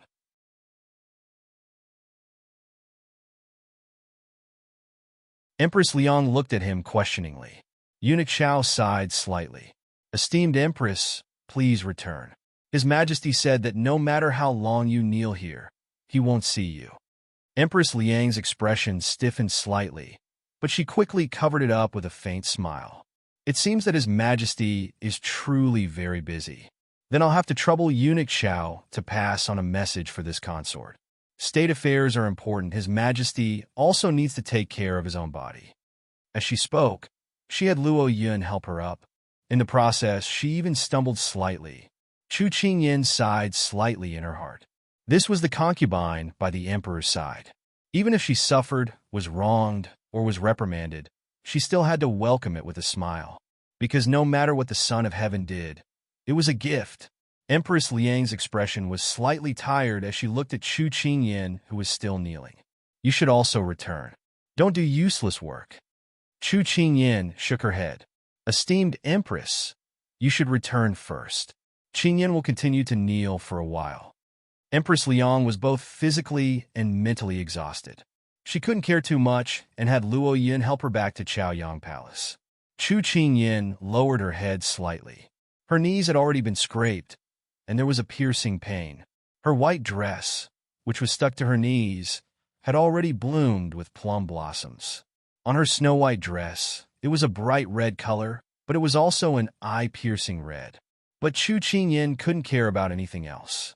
Even though her head was dizzy and her eyes were dizzy, she still didn't want to give up. She didn't have a superior family background, unparalleled martial arts, or abilities that people feared or could use. But she just wanted to do her best to do something for the big ice cube. Even if His Majesty didn't want to see her, he still had to leave the hall, eat, and rest. So she wasn't afraid that he wouldn't come out. As long as he came out, she would ask how he could bear to wrong his son. The sun was setting in the west. The sky was filled with multicolored light, dyeing the world orange. Chu Qingyin looked at the faint yellow color on the ground, indifferent. At this time, Eunuch Xiao walked in front of her and bowed. "Ninth young Miss Chu, His Majesty summons you."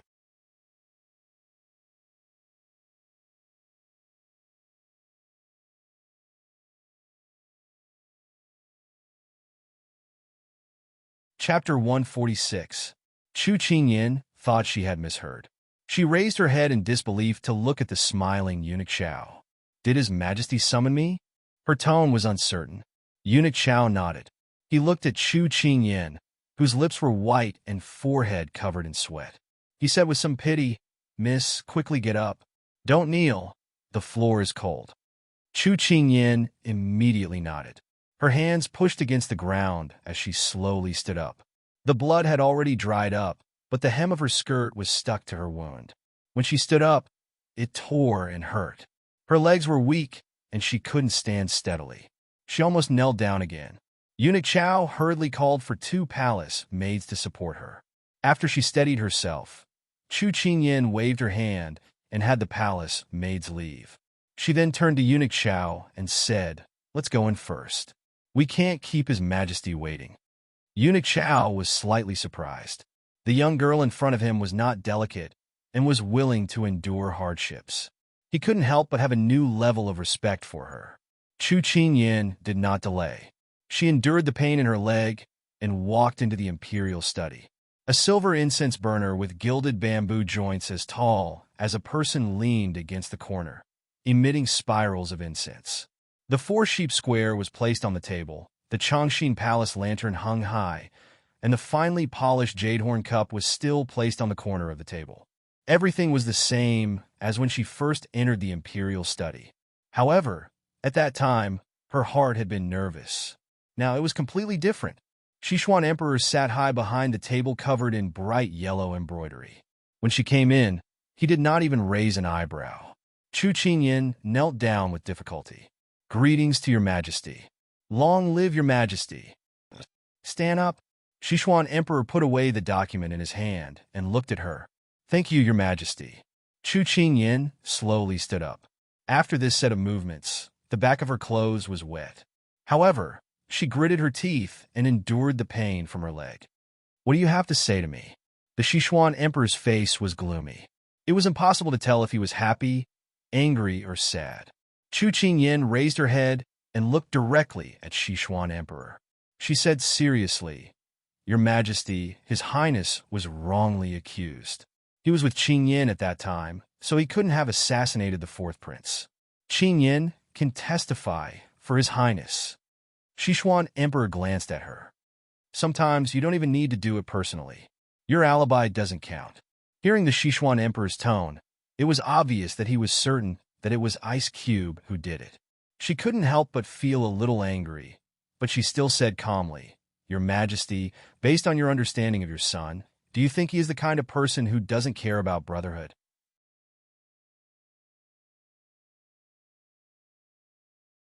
If that's the case, the fourth prince would have been in danger if His Highness hadn't stepped in to save him when he was attacked on the streets.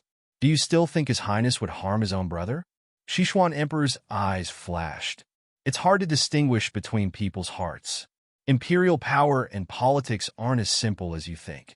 Chu Qingyan couldn't help but want to sneer. "Your Majesty, actually, you don't trust His Highness your son, right? That's why you prejudiced him and sentenced him to death, right?" Sichuan Emperor looked slightly angry. "Chu Qingyan, are you doubting me? Do you know what the consequences of doubting me are?" Chu Qingyan had already decided to throw caution to the wind. She wasn't afraid of his might at all. "Your Majesty, how can eggs remain intact when the nest is overturned? If His Highness is convicted, how can Qingyan, as his fiancée, remain unharmed? So, Your Majesty, Qingyan isn't doubting you. She just wants to seek justice for His Highness. I couldn't tell that you were so eloquent and daring." Sichuan Emperor looked at her coldly. Chu Qingyan laughed self-deprecatingly. "Your Majesty, it's not that Qingyan wants to disobey you. It's just that His Highness is truly innocent." "Let's hear it." Sichuan Emperor snorted coldly. Chu Qingyan curtsied and straightened her back. "Your Majesty, do you think someone would be so stupid as to summon the fourth prince in front of so many people and then have someone assassinate him to leave evidence behind? Normal people wouldn't use such a method to frame themselves for injustice. Don't you know that some people do it because they know that such a reason doesn't make sense? That way, it's easier to get rid of suspicion." Sichuan Emperor retorted coldly. Chu Qingyan looked at the person on the throne with bright eyes and said slowly, "Your Majesty, but if that person knew that you didn't believe them at all, would they still take such a risk? How dare you?" Sichuan Emperor was furious and rebuked coldly. Eunuch Xiao hurriedly stepped forward and patted Sichuan Emperor's back. "Your Majesty, please calm down." Chu Qingyan knelt down and fearlessly met Sichuan Emperor's fiery eyes. She said word by word, "Your Majesty, it's not that Qingyan wants to provoke you on purpose. It's just that Qingyan has a few words in her heart that she needs to say." Eunuch Xiao saw that she still wanted to say something, so he couldn't help but worry for her. "Don't think that we can't touch you just because you're the granddaughter-in-law personally bestowed by the Emperor Emeritus," Sichuan Emperor said angrily. Perhaps it was because no one had dared to talk back to him like this in many years, but he felt that his dignity had been challenged and was burning with rage. Since she had already angered Sichuan Emperor, it didn't matter if she said a few more words. Thus, Chu Qingyan straightened her back and pursed her pale lips.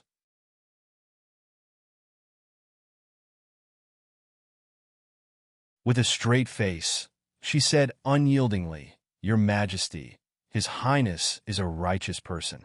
He treats people gently, is intelligent, and has a pure personality. For many years, he has been guarding the borders and maintaining the peace of the country. He has never complained. He does not speak much, but he has always done what he should for the country and the people. You have never praised him or encouraged him, but he has always been so respectful to you. Even when he was falsely accused of assassinating his brother, he only cared about his younger brother's safety.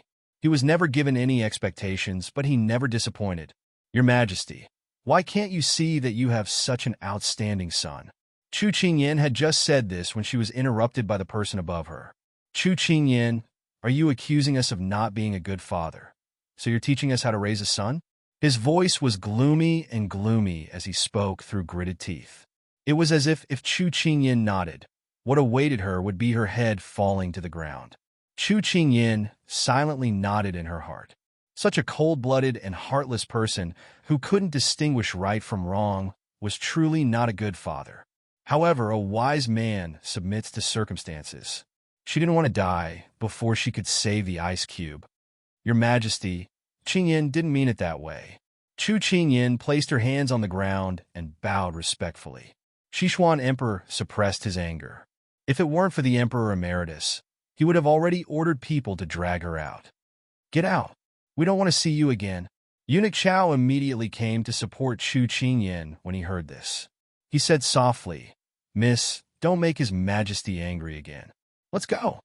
Chu Qingyin took advantage of the situation and stood up, but she didn't plan to let it go. She had knelt for an entire afternoon and still hadn't said enough. As soon as Eunuch Xiao saw her bright eyes looking at His Majesty, he knew that this little girl was going to say something that would shock the heavens and make the earth weep. Your Majesty, Qingyin only has one last thing to say. Sichuan Emperor, who originally didn't want to pay attention to Chu Qingyin, looked over when he heard this. His rising and falling chest clearly indicated his current anger. Both the palm and the back of the hand are flesh and blood. I hope Your Majesty will reconsider.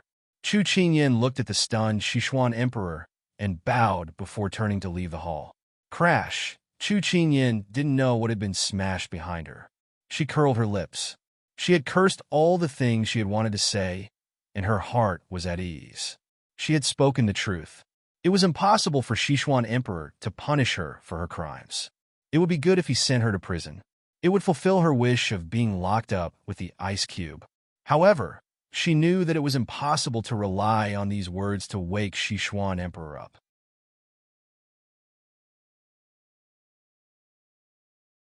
She had to find another way out.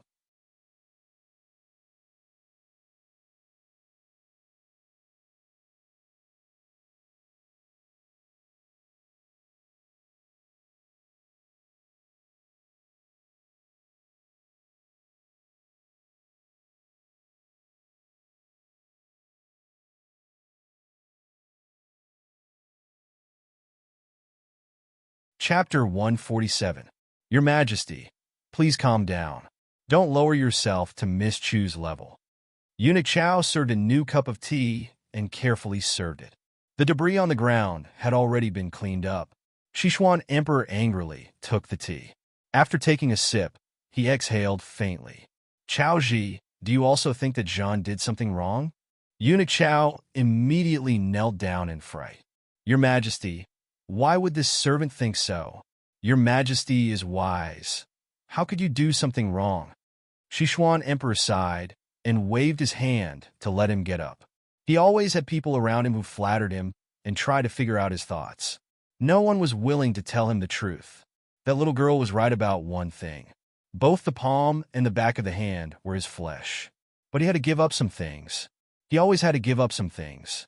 Eunuch Xiao looked at His Majesty's frown and thought about the little girl who dared to talk back to His Majesty. He couldn't help but admire her. It was rare to see someone who dared to speak to His Majesty like this. Even the ministers rarely disobeyed him and spoke so bluntly.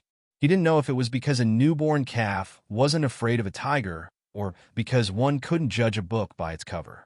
He thought that if His Royal Highness was able to get out of this one day, then his little princess consort's future would be limitless.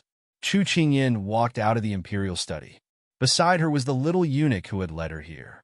Chu Qingyin asked the little eunuch to bring her to Mingchen Hall. Although the little eunuch didn't know why she wanted to go to Mingchen Hall, he was still a master. He couldn't refuse and brought her there.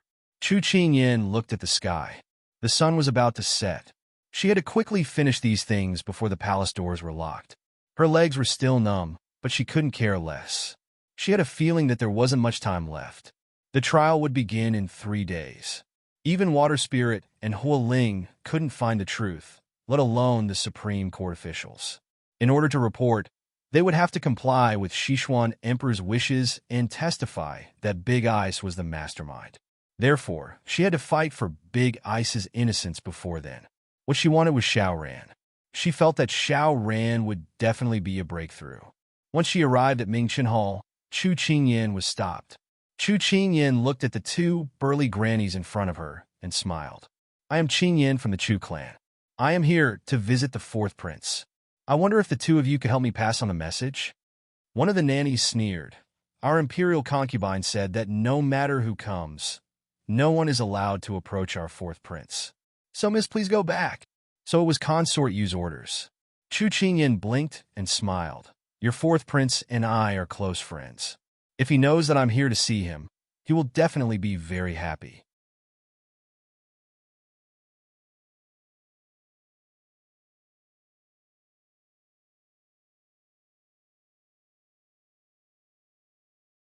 So, I hope that the two of you can make things convenient. Otherwise, if your fourth prince finds out, I'm afraid that he will punish the two of you. The two nannies looked at each other. Although her imperial concubine had told them to stop people from entering, this person said that she was a good friend of the fourth prince. If the fourth prince were to blame them, then they would lose their positions. Seeing the two of them waver, Chu Qingyan wanted to continue speaking.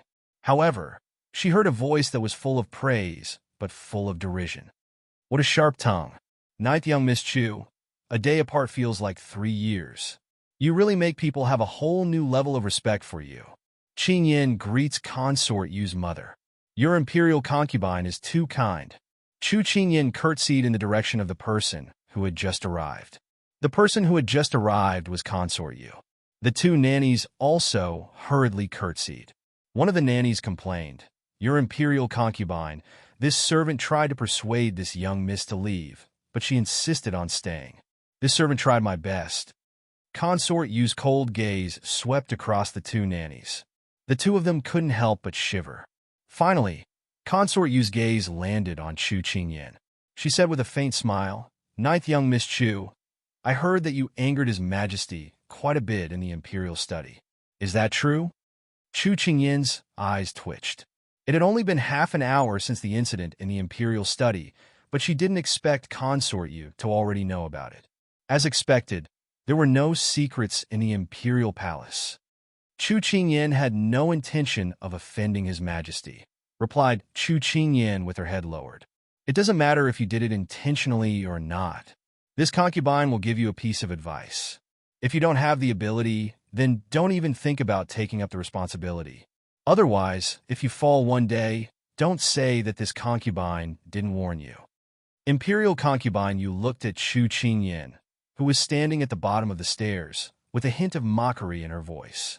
Back then, she did not punish Chu Qingyan, but now that she saw Chu Qingyan running around for Xiao Su, she felt incomparably happy. Chu Qingyan replied calmly, Many thanks for your imperial concubine consort Yu's advice. Qingyan will definitely remember it. Consort Yu smiled coldly. She turned to leave, but Chu Qingyan called out to her. Your imperial concubine, could you allow Qingyan to see the fourth prince? Asked Chu Qingyan. Consort Yu turned to look at her coldly. You're not an imperial physician, so why would this concubine allow you to see Ranner? Also, you're the family member of the suspect who tried to assassinate my Ranner. Why would this concubine risk letting you see Ranner? Chu Qingyan calmed herself down. Your imperial concubine consort Yu. It's impossible for His Highness to assassinate the fourth prince.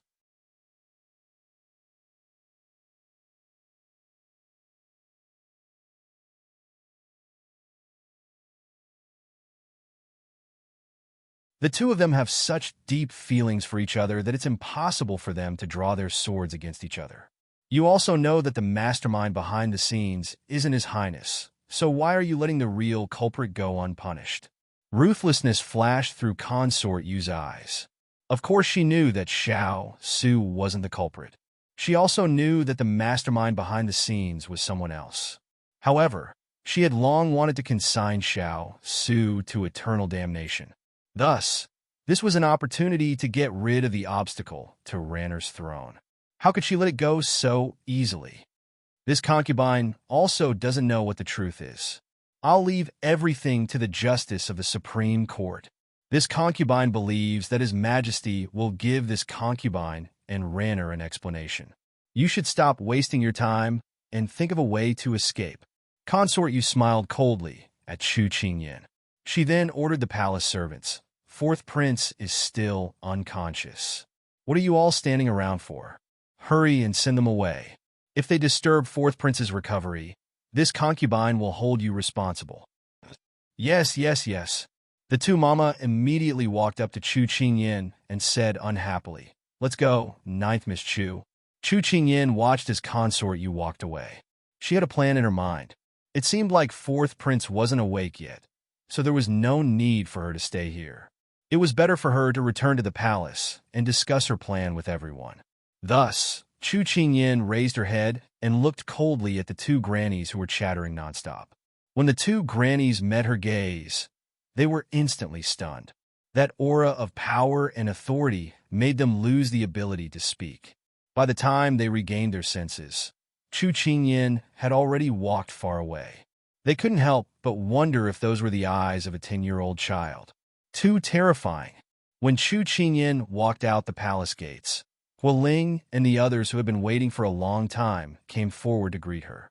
However, they found that her footsteps were a bit strange, and she was limping. Although everyone was surprised, they knew that this wasn't a good time to ask questions, so they silently sent her to the carriage. It was at this time that a voice sounded out. "Ninth Miss Chu, can we talk in private?"